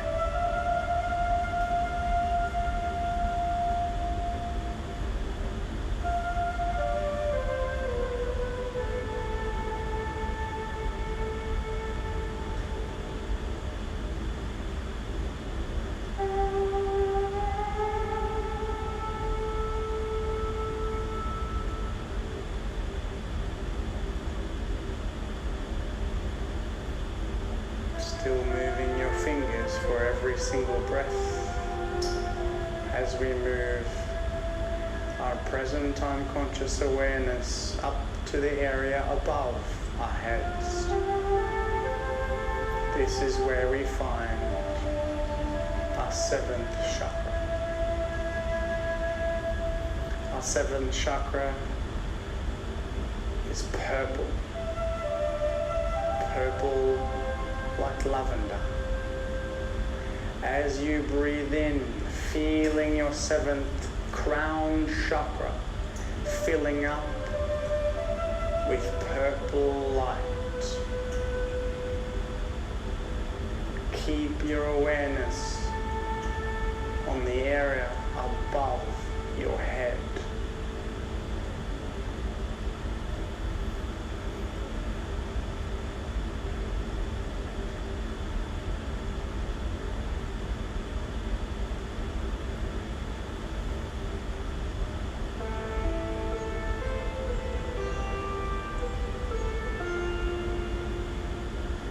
Relax your fingers, but stay present with your breath as you move your awareness back down to the very first root chakra. You've now balanced out your first chakra.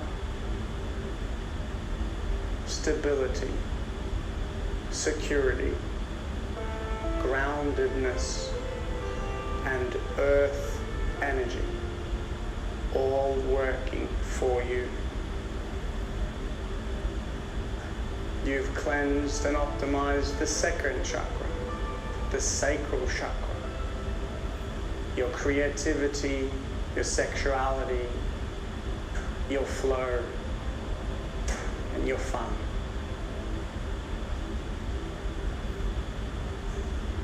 You've cleansed and optimized your third chakra, which is your solar plexus chakra. Emotions, will, personal power, and perseverance is on your side.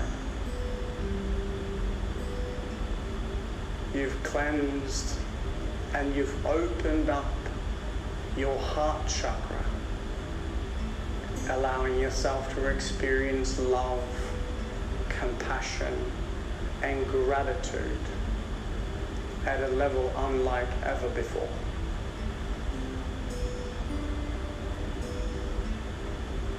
You've cleansed and optimized your fifth chakra as you learn to be a master of your communication, your self-expression, opening up your throat chakra as you're learning to live and learning to love your truth. Always speaking your truth. You've opened up and you've cleansed your sixth chakra,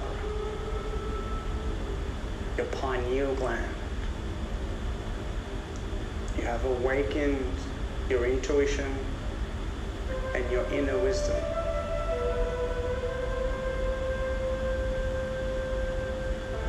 And you have opened up your antenna to the universe above. Your crown chakra is fully balanced as you receive universal messages from consciousness and Spirit herself. All your 7 chakras are now fully aligned as you breathe in from the lower first chakra and the top 7th chakra, all moving together to the middle to meet at the heart space. And imagine in that heart space once when you were young, the most fun thing that you did, the coolest thing that you did, the thing that made you laugh and smile, the thing that made you always want to giggle, the thing that makes you want to make your favorite sound. And in a minute, like a playful child, we shall anchor in the soul, the state of unconditional love into every cell and organ in our entire bodies. Feeling your heart chakra peel open with a state of unconditional love. And on the count of 3, with no prejudice, just wanting to make the sound and the movement of who we are and being ourselves. As we breathe in the first breath, feeling the excitement start to increase. As we breathe in our second breath, feeling start to wiggling our bodies a little bit. And we breathe in our third breath. Let's make the sound of pure joy. Go for it.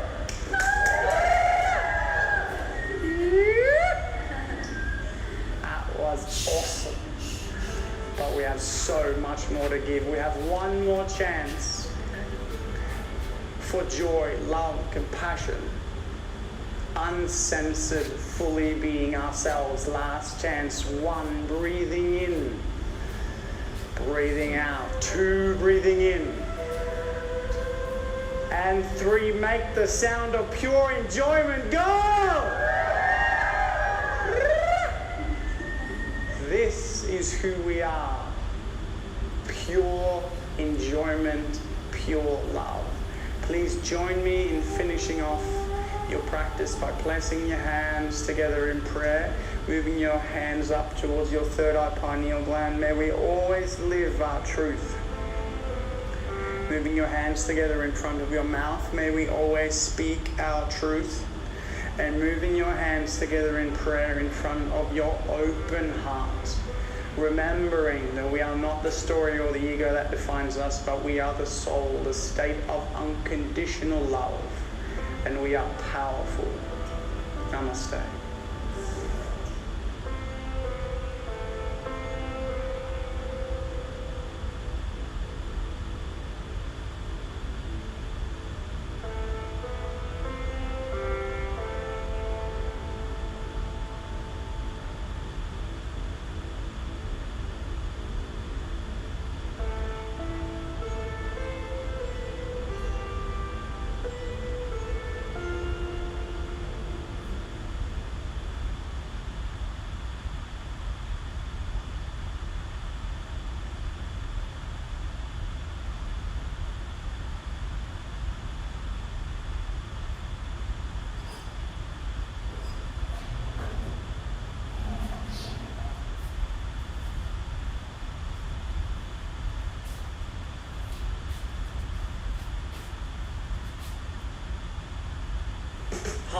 Espanol, 34 years old, live on the gorgeous Gold Coast.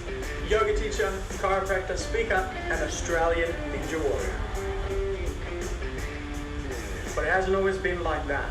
In this short video, I want to share with you the journey of how I went from 2 broken legs and almost dying in a hospital back in 2006, all the way to becoming an Australian ninja warrior when I was a young man growing up in Arendal in Norway. If you have children, or perhaps you've seen the movie Frozen, you probably would have heard of Arendal. The movie Frozen is actually based on my hometown in Norway, a tiny little town of 20,000 people. And I remember one morning, it was a Tuesday morning, my little sister and I were woken up to a horrendous scream. I knew it was my mother, and we jumped up out of bed and we ran down the hallway, and then we found our little brother Kevin passed away in his bed. And the family started falling apart. I started drinking and fighting and acting out, not really knowing how to deal with my emotions. And 2 years after my brother passed away, my little sister Katinka was born disabled and handicapped from the waist and down. So she's always been in a wheelchair. And I didn't realize it at the time, but it created a massive void inside my heart to find out where sickness and disease came from. And so I wanted to contribute to people's lives, and I wanted to become a chiropractor, because what better way to help people with disabilities than to help them truly, not just with their spinal nervous system, but with all the other aspects of lifestyle that we know work so well, not just to survive, but to truly thrive. So I came to Australia, left Arendal in Norway to come to Melbourne, Australia, to become a chiropractor. And so in 2006, I had a motorcycle accident where I broke both my legs and part of my back, and I got a life-threatening hospital infection. It was called a Staph aureus infection, which for those of you who don't know, it's a multi-resistant bacterial infection that was eating away at my flesh. And I remember one day, it was a Monday morning, when the doctor in the hospital walked in and saw me in the hospital. I was laid up 15 kilos lighter with intravenous straight up my veins, and he looked me in the eyes and he said, "Espen, the infection is spreading, and you now have a 50-50 chance of losing your leg from the hip and down. And if the infection continues to spread, it might start attacking your internal organs, and in the worst case scenario, you might die." And in that moment, I realized that this was happening for a reason. And as I always say, the first thing that came over me was the knowing that if it is to be, it's up to me. And I simply just decided to take health into my own hands. So I ripped the intravenous antibiotics out of my arm, left the hospital to embark on my own healing journey. And I'm very proud to say that I've actually never looked back. I started doing all the things that I now teach. You know, the nutrition, the mindset, the detox, the prayer, the meditation, the yoga that I've been practicing and teaching for the last 15 years. I started applying all these fundamental pillars into my life. And 3 weeks later, after falling in and out of consciousness with this really bad infection, I managed to beat the infection. And that's why I'm now here with 2 strong legs. So I have a massive why and a massive inspiration inside me to not only prove to the world that I can do it, but to prove to the world that they can do it. Having worked with disability in Queensland now, with the Endeavour Foundation for so long, and seeing the incredible things that they can achieve by doing some small but very powerful changes, I'm so inspired to show the world that if I can do it, then they can do it.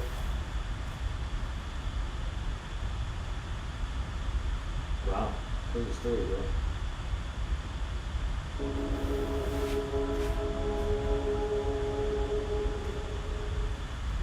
Hi, welcome. This is Maggie Grove. We're shooting for Heart Alchemy, and we're at Be Hot Yoga Studio here in Costa Mesa, California. Please enjoy your 60-minute class.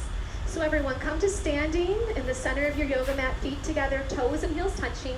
And now interlace all 10 fingers underneath your chin so that your knuckles and chin are glued together. Take a moment to pull up on your thighs, rock the body weight into your heels and squeeze your glutes. And let's begin to inhale long and deep by the nose as your elbows lift all the way up towards the ceiling. Long, deep inhale. Good. Exhale. Drop your head all the way back. Squeeze your hands, palms, wrists, and touch your elbow tips together away from your chest. And inhale. Chin goes down, parallel to the floor. Your eyes look forward. Find yourself in the mirror, elbows up.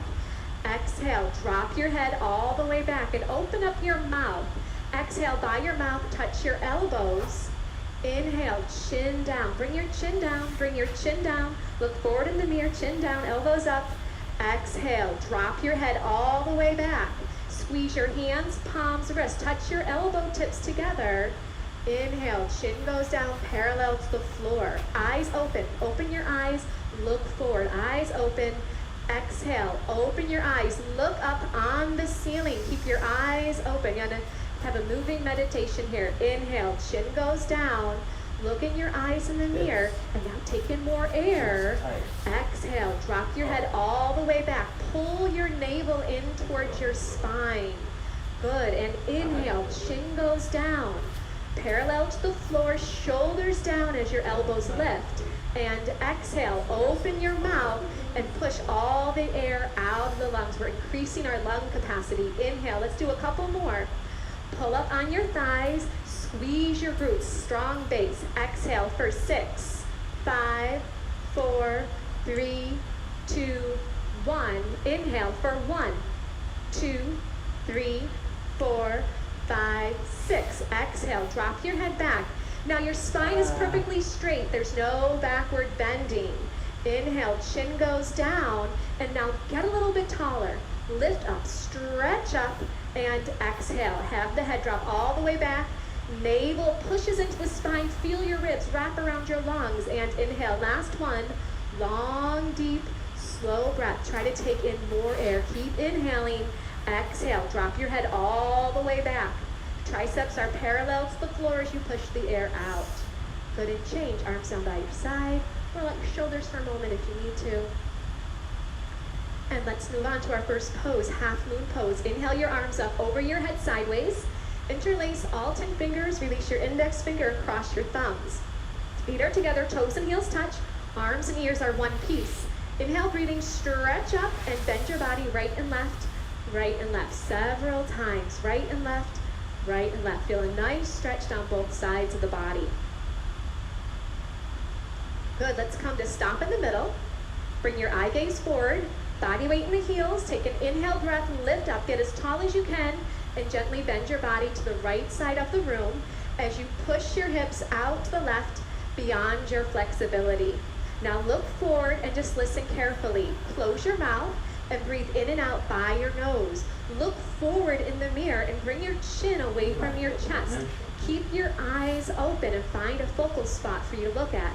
Body weight is in the heels of your feet. Pull up on your thighs, squeeze your glutes, and push your hips out to the left. So on the left side of your body, you're feeling a bones to skin stretch, inside out, all over. Use your right arm to pull on your left arm as you push your hips out a little bit deeper and change. Come on up and stop in the middle. Take a moment. Inhale, lift up, get nice and tall, and now bend your body to the left. Push your hips out to the right beyond the flexibility. Now look in the mirror. Lock out your elbows. Squeeze your arms against your ears. Good, bring your chin away from your chest and pull your arms back a little bit more. See if you can get your arms behind your ears. Keep the breath moving in and out by your nose. If you're not breathing, you might have gone a little too far. Now please look forward, chin up. Use your left arm to pull on your right arm. Right side of your body, deep, deep stretching sensation. Body weight in your heels. Last little bit. Push your hips out. Pull the arms, come all the way down. And inhale, come on up and stop in the center. Take a moment, we're gonna backward bend. Squeeze your glutes and push your hips forward. Inhale, lift your chest up to the ceiling and drop your head back. Look for the wall behind you and eyes back, arms back. Look back, go back. Complete backward bending. Body weight in the heels, squeeze the butt. Push it forward to the front of the room. Try to bring your arms back a little bit deeper. Inhale, change. Come on up, stop in the middle. Take a moment. Then if you're insecure and get nice and long as you inhale, have to worry about defunding the police because forward. You got it. Come on down. Bend your knees if you need to. We're still warming up. And you're going to separate your hands on the floor and shake. If anybody's got the answers, it's Chaco. Got any answers? I'm not quite so sure about that. I'm not sure how this movie ends. This is the dumbest fucking movie ever. Do you know Magic the Gathering is now racist? I don't even know what Magic the Gathering is. It's some What is dorky it? game that nerds play. Oh. Sorry, How nerds. is it? How is it racist? I don't know. I was just I only saw the title of the article that they're trying to cancel Magic the Gathering. I'm like, oh Christ. I thought that's what you guys liked. I thought they liked Magic the Gathering. I have no idea. Everything's problematic. Everyone's getting canceled. It's amazing how many people did blackface. Yeah, it's very strange. It's very strange. It's very strange. I mean, it was on primetime TV, Yeah, right? Yeah, a bunch of times. Yeah. I mean, like in the modern world, Oh, primetime yeah. TV. Jimmy Fallon was he's doing a Chris Rock impression, which, by the way, you used to be able to do. When I was in high school, my friends were Mr. T for Halloween. Nobody gave a fuck. Nobody was like, Jimmy, what's wrong with you? Everybody's like, oh, you're Mr. T for Halloween. It was never like a problem. It's a very strange thing, you know? Like you can do whiteface, no problem. Here it is. What is this? Magic the Gathering. Invoke prejudice card. So that's It's an enchantment card which restricts the caster's opponent to only using summons that match the skin color of their opposing creatures. Huh? This is if you brought me on to talk about this, I should leave now. about Magic the Gathering. This is why I'm here, man. We're in a bad It just shows how fucked up everything is. There's a lot of thin skin out there right now, apparently. It seems like a perfect storm. Like if you wanted to engineer the downfall of society, you would do it in several steps. You would have a reality show president where everybody's mad at him, and then all the liberals get their feathers in a ruffle and everybody gets real super uptight, and then there's this big divide between the left and the right that's kind of, manufactured. And then you'd have this disease. Just lock everyone inside. Yeah, unprecedented. Shut down the economy. Force people to not work. So if your business falls apart, you could be the most hardworking, diligent, disciplined person who's always at work an hour early, always has your I's dotted and your T's crossed, and you still go broke. You're still fucked. And then you have this George Floyd thing. And then boom, it just ignites the powder keg. The other thing that you have to wrap around all this is this social media, which is, I'm only going to post things that are just going to completely make everyone that sees whatever I'm posting emotional and filled with rage. Whether you're on the left or you're on the right, my goal is to enrage people. That's the goal. And then that just gets spun up over and over. So you're taking all these little incidents and you're multiplying them times thousands and thousands of views. Yeah. So, and then on top of that, mainstream media is the same thing, right? It's not like there's this huge difference between what the mainstream media shows and what social media. It's both emotional media, just trying to make people emotional, which is the worst possible thing. No one makes good decisions when they're emotional. No. I spent my adult life trying to train humans to not get emotional in pressure situations. Why? Because it's gonna end up bad every single time. Every single time. And yet, that's what our society is based on right now. But it's based on these emotional reactions. Yeah, because of social media, I think, and because of things like YouTube and user-created content where anybody can kind of make videos, so many things are vying for folks' attention that mainstream media has resorted to clickbaity type shit. Whether it's New York Times articles, which used to be beyond reproach, that they've gone social justice warrior and clickbaity. And all these other websites are 100% clickbaity. That's the only way they can get people to pay attention. Like I saw the dumbest fucking article. I couldn't believe how dumb it was. It was an article on Ozark. It's like, has Ozark been canceled? And I'm like, fuck, they canceled that show? That show's amazing. So then I click on the article. The entire article is about a guy who couldn't find season 1 on Ozark because there was a glitch and then he found it. And so it's not, so the whole article was just bullshit. Yeah. But they got me. They get everybody. They got you to click. They got their me to click. advertising dollars because they can show the engagement with the audience. Exactly. Well, here's a good one. CNN showed a guy got shot yesterday in San Bernardino.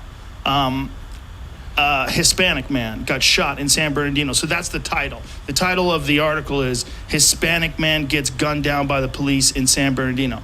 What they leave out is the guy had a gun and was shooting at the cops. So this guy's got a gun There's photos of this gentleman with a gun, and there's a cop on his knees about to shoot the guy. The guy's standing in front of a gas station. There's gas pumps. I mean, maybe he felt like they wouldn't shoot at him because the gas tanks were right behind him. The pumps were right behind him. But why would they leave that out? Guy with gun in gunfight with cops dies is the right title, not Hispanic man gunned down by cops. Like, they're literally trying to incite anger and violence. They know that you read that and you say Hispanic man shot by cops, like, these motherfuckers, they're murderers, they won't stop. And they leave out this picture of this man with a gun pointing it. Let's go. You're looking at me like I'm going to say some kind of really profound answer. I got nothing for you. But you got because you're exactly right. That what is it? What do they set up that headline for? It's to outrage people. Yes. Anyone that actually opens it up and reads it would actually probably say something like, sounds like the cops did a good job on that one and killed a bad guy before he blew up a gas station and it killed a bunch of innocent people. But that's obviously not that. I mean, think if you tried to write a headline the other way of how these heroic cops face man with gun, eliminate him before he can cause terror in this neighborhood. That would be a nice headline to read. But you're not going to see it. You're not going to see that. Not today. Because it's not going to drive enough people crazy. Today, if your wife tweets "All Lives Matter," you can get fired. It doesn't even have to be you anymore. Yeah. All lives matter. Just imagine a time where saying "All lives matter" is so controversial that you could get fired. Didn't that happen to a soccer player or something? Yes, a soccer player's wife tweeted something like that. Yeah. The guy who runs the Kings, or the guy who's the commentator for the Kings, they fired him. You know, and then this is, a lot of it is this, right? So people are feeling a certain way, and they're not feeling, like this girl that wrote "All Lives Matter."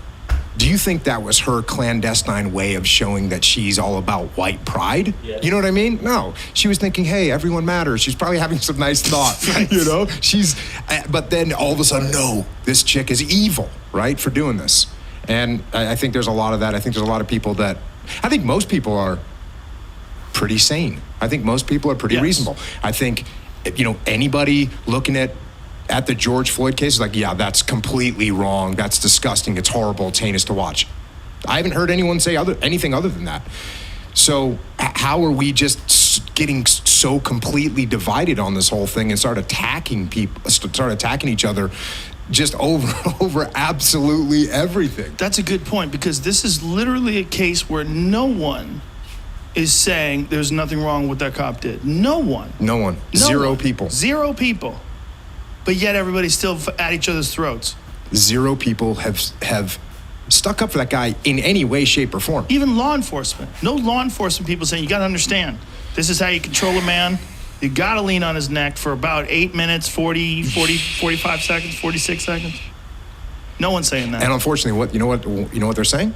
They're saying defund the police. Yeah. They're saying no more chokeholds, right? Which I think is crazy. Yeah. If you want to get someone to be under control and you can't choke them, you know what you have to do? You have to hit them in the head with a baton 7 times. And you got to risk giving them brain damage, permanently injuring them. If people know what they're doing, obviously, if people know what they're doing, we'll put a choke on. They'll wake up, they'll be cuffed. Yeah. We're all good. Yeah, obviously. But, it's the people that are doing it wrong is the problem. The people that shouldn't be doing it in the first place. It's untrained people. But if you're a cop and you're in a fight for your life and you can't use chokeholds, that's fucking crazy. It's insane. You're gonna get shot and killed, or somebody else is gonna get shot and killed. Someone's gonna take your gun. Yeah, and the idea of defund the police, and I understand the premise, okay? And this is once again where many people that say defund the police, they don't mean, hey, just get rid of the police. Of course, there's a fraction of people that are saying defund the police means we don't want any more police anymore. There's a portion of people saying that. There's some people that are saying, well, if we defund the police, we can relocate some of that money and we can do, better schools and we can put money into the infrastructure inside these neighborhoods. But here's the problem. You know what the police need more than anything else? They need money for training. And the way the police departments are set up, they do the most ridiculously minuscule amount of training for what their job is. So, as you know, I was in the SEAL teams. We would train for 18 months. 18 months we would train to go on a 6-month deployment. Cops, they get like 2 hours or 4 hours of combatives training a year. A year. That's complete insanity. Insanity. It's complete insanity. The thing I've been saying is cops should train 1/5 of the time. 1/5 of the time you should be training, whether it's 2 hours a day, 4 times a week, or whether it's 1 day a week where you're gonna go and you're gonna go through scenarios. You're gonna do combatives. You're gonna work with simunition. You're gonna do de-escalation drills. Because it's really hard. I mean, being a cop I think is the hardest job in the world. And by the way, they're not gonna have to worry about defunding the police because no one's gonna wanna be a cop anymore. Who is gonna be fired up to be a cop right now? Who's gonna think, you know what, when I grow up, I wanna be hated by by a massive portion of the country. I wanna be viewed as someone that kills innocent people. The recruiting in cop for police is gonna go down so hard. It's gonna be ridiculous. It's gonna be ridiculous. And then who are you getting there? You're gonna get people that are worse level people, worse level humans are gonna show up to be cops. So the training piece though, they should do very, very scenario driven training, right? Where you come into a room, and this isn't like super expensive stuff either. You come into a room, there's a person there, they appear to be compliant. You learn how to talk to them. You very quickly learn that instead of yelling them out of the gate, you say, "Hey man, what's going on? Hey, what's your name? You know, what's going on? We got a call here, is everything okay?" You just immediately de-escalate. Then you learn what to do when they don't respond the way you want them to respond. Then you learn what to do when they start to do something drastic. What's the best thing for you? And you play through these scenarios. It's just like jiu-jitsu in the fact that what makes jiu-jitsu good? What makes jiu-jitsu good is we can go hard against each other over and over again and not really get hurt, not really get killed. So you get really good at it. That's what you need to do in training for police. You need to go through these tough scenarios over and over again because you do get better at it. You do get better at it. You learn how to mentally detach and not get emotional and realize that there's other things that are happening. When you see the George Floyd case, a couple of the other cops, I think two of the other guys were complete rookies, right? They had been on the force for a very short period of time. No one in that group of 4, obviously you got the killer himself, he's actually conducting the act, but all the other guys are not paying attention. They're all emotional themselves. Hey, stay back. And they're probably watching him saying, why isn't that guy moving? And they're just caught up in it. Whereas if someone would have showed up on the scene or one of those guys had been through some good training in their life, they would have said, what's happening here?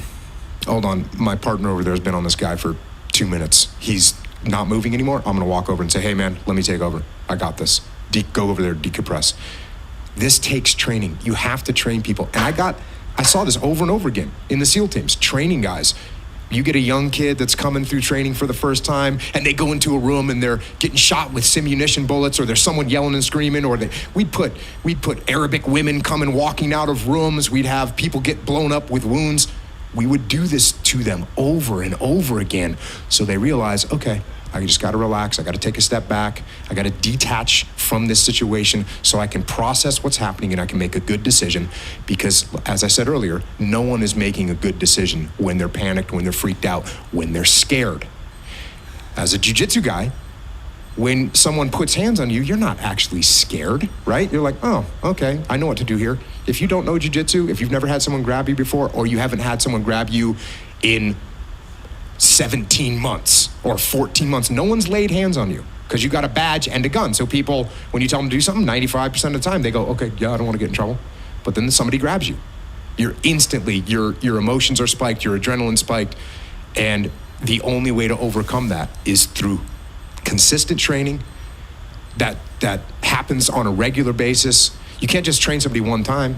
It's like ring rust. You can't just train somebody one time and, oh, now I don't need to train anymore. No, you need to do continuous training. So that fact right there, if we want to help the police through these situations, we need to invest more money into them. We need to get them better training. We need to pull them out of the field to train and pull them out of the field to decompress. Because you ever done a ride along? No. Like whether you're doing a ride along, whether you're going into any situation where you're thinking you could be killed, and even if it's just a remote chance, but you're doing that all the time, and you're seeing on the news, you hear this, your buddy got shot, your buddy got whatever, this other guy got, take his gun taken away. Like that stuff happens. People get killed. I mean, there's been 31 cops killed this year. 31 cops killed this year. And a lot of those, that's not including, like a car accident or COVID. There's been a bunch died of COVID, but just people that have been engaged with bad guys and they got killed. So you're a cop. When another cop gets killed, you're thinking that could be you. So that's your mindset, and that mindset builds, and you're working 10-hour days, and you're working 12-hour days, and there's no training, and there's no breaks. Where do you end up, right? Where do you end up? You end up being a little bit paranoid. You end up being a little bit angry. What happens when you get in a fight with your wife? It's like all these things, you add them together. It's a freaking hard job. And from an entire systemic way of training and recruiting and keeping police ready to do their job, whatever that job entails. Because let's face it, most of the time that job entails, most of the time it entails, hey, I'm about to go have a bad relationship with another human being. That's what's about to happen, right? Whether I'm pulling you over, whether I've been called to your house because you were yelling and screaming and people heard your wife screaming or whatever. That's what's happening. I'm showing up in a bad relationship. You don't like me and I already don't like you. That's where we start. So we got to train people for that. We also got to train them for all the times that they go in to help people, save people. They're the first people on the scene at car accidents. People are bleeding out. We got to train them for that. And then they have to also be trained for, hey, this is a bad guy this is the guy that you just talked about at a gas station with a weapon that wants to kill a bunch of people. You got to be prepared for that whole spectrum as a police officer. And yet we send them to a 3-month-long police academy, and then we send them out in the street, and that's what they do, day in, day out, day in, day out. It seems to me that they need to be vetted too, much better than they are now. Just like the SEALs. Like, you can't get through BUD/S unless you are a superior human being. You have to be able to tolerate a bunch of shit that most people are going to fall apart during. And this seems to me that this is a great way to weed out people that just don't have it. Yeah, there's one thing that's interesting, just from a physical perspective, most police departments don't even have a minimum physical requirement to continue to be on the force. You have to be at a certain level to graduate from the academies, but oftentimes there's no standard beyond that. Yeah, I've seen cops before that were like, this is hilarious. Like, what is going to stop someone from closing the distance on you? Like, you ain't getting to that gun. Yep. But the mental aspect is stuff that you can get better at. Yes. You can get better at it, but you only get better at it through training. Right. And you only get really comfortable through training a lot. And yet, we put these people in these horrible positions over and over and over again, and we don't give them the proper training. And now there's these politicians that, because of the current social climate, they're encouraged to want to defund the police. That's a great way for them to get brownie points from their constituents. The people want the police defunded, which is it's the dumbest idea I've ever heard in my life. It's so crazy that this is actually gaining steam to the point where in Minneapolis, because they're trying to quiet down the mob, they've actually gone ahead and done it. What the fuck is Minneapolis going to look like in a year from now? It's going to look like Mad Max. I mean, it's going to be crazy. Yeah, it's going to be crazy. It's going to be, criminals will go there to commit crimes. If there's no police there, are you crazy? By the way, this Jocko energy drink is the shit. It's very legit. Right on. I just don't understand where they think this game ends, and I don't think they've planned it out. They're not playing chess. The other thing that you're talking about, this brownie points for the politicians, and there's brownie points and there's people trying to create sides. It's my side versus your side, and that's a completely political thing, right? And all that does is increase the divide between the police and the civilians. And this reminds me a lot of a counterinsurgency, right? So counterinsurgency, the insurgents are, bad guys inside of a country. The country's not bad. There's some bad guys in a country. So what you have to do is you actually have to go out and build relationships with the good people inside that country so that the good people inside that country can help you get rid of the bad people. What happens if you go out, and this is Ramadi, Iraq, this is my last deployment to Iraq. There's a bunch of just totally normal, good people, Iraqi people that are living in the city of Ramadi. What do they want to do? You know what they want to do? They want to send their kids to school. They want to run their little market. They want to do whatever that they do. That's what they want to do. They have the same goal as a normal family. They're just a normal bunch of people. And inside that group of people, there's a bunch of bad people. And these are insurgents. Some of them are foreign fighters. Some of them are foreign regime elements from Saddam, but they're bad. And they want to create chaos and mayhem. So, Americans, we go in there. If we go in there super heavy-handed, and while I go to capture or kill one bad guy, I kill or maim a couple of those normal civilians, what happens? Well, a couple of those normal civilians' family go, wait, you guys aren't good. You guys are bad. You guys just killed my brother and he didn't do anything wrong. And then we do it again. And then we do it again. And then we do it again. And each time that we do this, we're creating more animosity from the local populace, who, by the way, like I said, they're just good, normal people. So what we had to do is really focus on going out and building relationships with the local populace. How do we do that? And one of the things, this happened after I left, but you remember the surge that took place, and they sent a bunch more troops over there. Part of the reason that they sent that surge, and part of the reason that that was allowed to happen, was because the Battle of Ramadi, where I fought, went very well. And since it went well, people said, well, maybe we can pull this off. So they sent more troops. And one of the directives that General Petraeus gave is he said there can be no more drive-by counterinsurgency. And what he meant by that was, when you go to a neighborhood, you can't just drive through the neighborhood in your Humvee, in your bulletproof Humvee with your windows up, drive through, show of force, and then leave. That doesn't work. What you have to do is stop your vehicles. You have to get out. You have to talk to the local populace. You have to ask them what's going on. You have to ask them if they need anything. You have to build relationships with the local populace, the good local populace that just wants those insurgents out of there. And that's what I don't see happening. And the more we increase this divide between the police and the civilians, the worse that's going to get. And so the police have to start doing a better job of outreach of, hey, well, I asked you if you did a ride-along. They should be offering ride-alongs all the time to the local kids, 17-year-old kids, 15-year-old kids. Hey, come and see what my job is like. Come and help me out. That 15-year-old kid, he knows who the bad actors are. He knows who the good kids are. Bring that kid along on a ride-along. Let him see what it looks like from your angle. Get out, meet the parents, meet the families.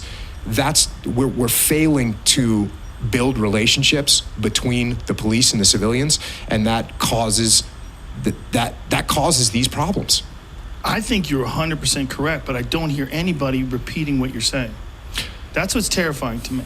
I think everything you're saying is logical. It makes sense. It comes from experience. I don't hear anybody saying this. Yeah, and I think maybe it's because people just don't recognize what's happening because they're too in it, right? They're too in it. They're wrapped up in it. And that's another part. I talked about recruiting. Who are you recruiting? Recruit those kids. Recruit those kids, but you have to build a relationship with them before anyone's going to go into the police. And look, I think it's the LA Police Department. If you look at the LA Police Department compared to the racial makeup of LA, they're pretty equivalent, and they're pretty equivalent on purpose. They do that for a reason. So you got to get that. You got to continue to build those relationships so that we talk to one another. We actually communicate with each other, because anytime I'm allowed to sit over here in my area and you're sitting over there in your area, we're building animosity. We build that kind of animosity between each other, and now the littlest thing The littlest thing. I mean, there was a woman that was killed in Minneapolis like 2-3 years ago. Do you remember this one? Yes. Female, Yes. like a yoga instructor, called the police. The police called the police to report a disturbance. The police showed up, and there's no video, no footage. She gets killed by the cops. She gets killed by the cops. It's insane that these things happen. But we also have to remember like I said, what is a police officer thinking about? And what kind of training have we given them? And what kind of psychological screening, to your point, what kind of strike? And it's not just one-time psychological screening, because guess what? People get burnt out, and it happens at different times to different people. You take 35 guys in combat. I've got some guys at the end of a 6-month deployment, you know what they're telling me? Can I stay longer? I'm doing fine. You get 1 month into that deployment, and you've got other guys that are saying, hey, do you need anyone to head home early?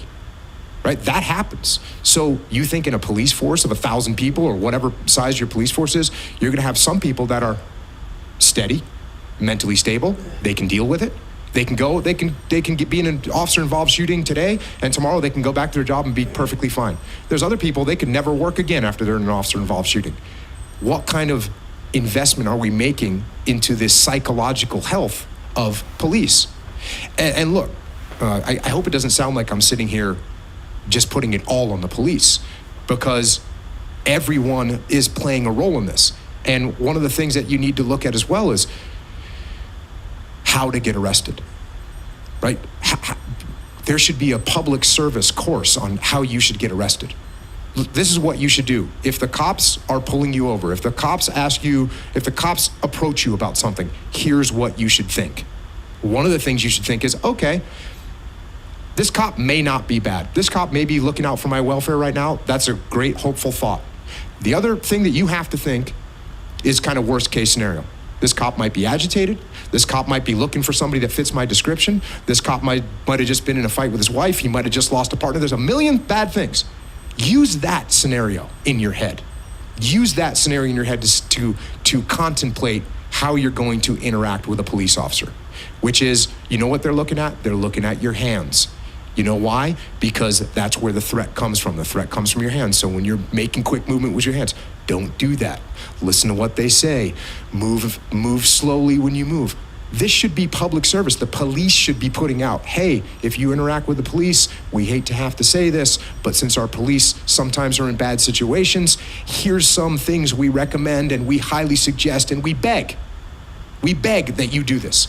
We beg, because what happens to these cops when they kill somebody? What happens to them? Their lives are just totally destroyed. Well, that was the thing about that guy in Minneapolis. He'd already killed people. He'd already been involved in, I think it's at least 2 shootings, and he had more than a dozen complaints against him. Yeah. Not good. Not good. It's obvious by the end result. Yeah. That's the type of guy he was. It's pretty obvious by the fact that he was able to do that to a man. The guy's literally calling out to his dead mother. You know, I mean, the type of man that can stay on someone's neck while they're doing that, when all that guy did was have a counterfeit $20 bill. That's it. This is where, when you talk about psychological screening, and that's why I'm saying it has to be constant. Yeah. Because people change, right? And red flags. I mean, like you said, hindsight's 20/20. We're looking at this case now. We're going, oh, who the hell lets this guy continue to police? And by the way, interestingly enough, if you talk to internal affairs at police departments, the vast majority of the complaints. All right, y'all. That's it for today.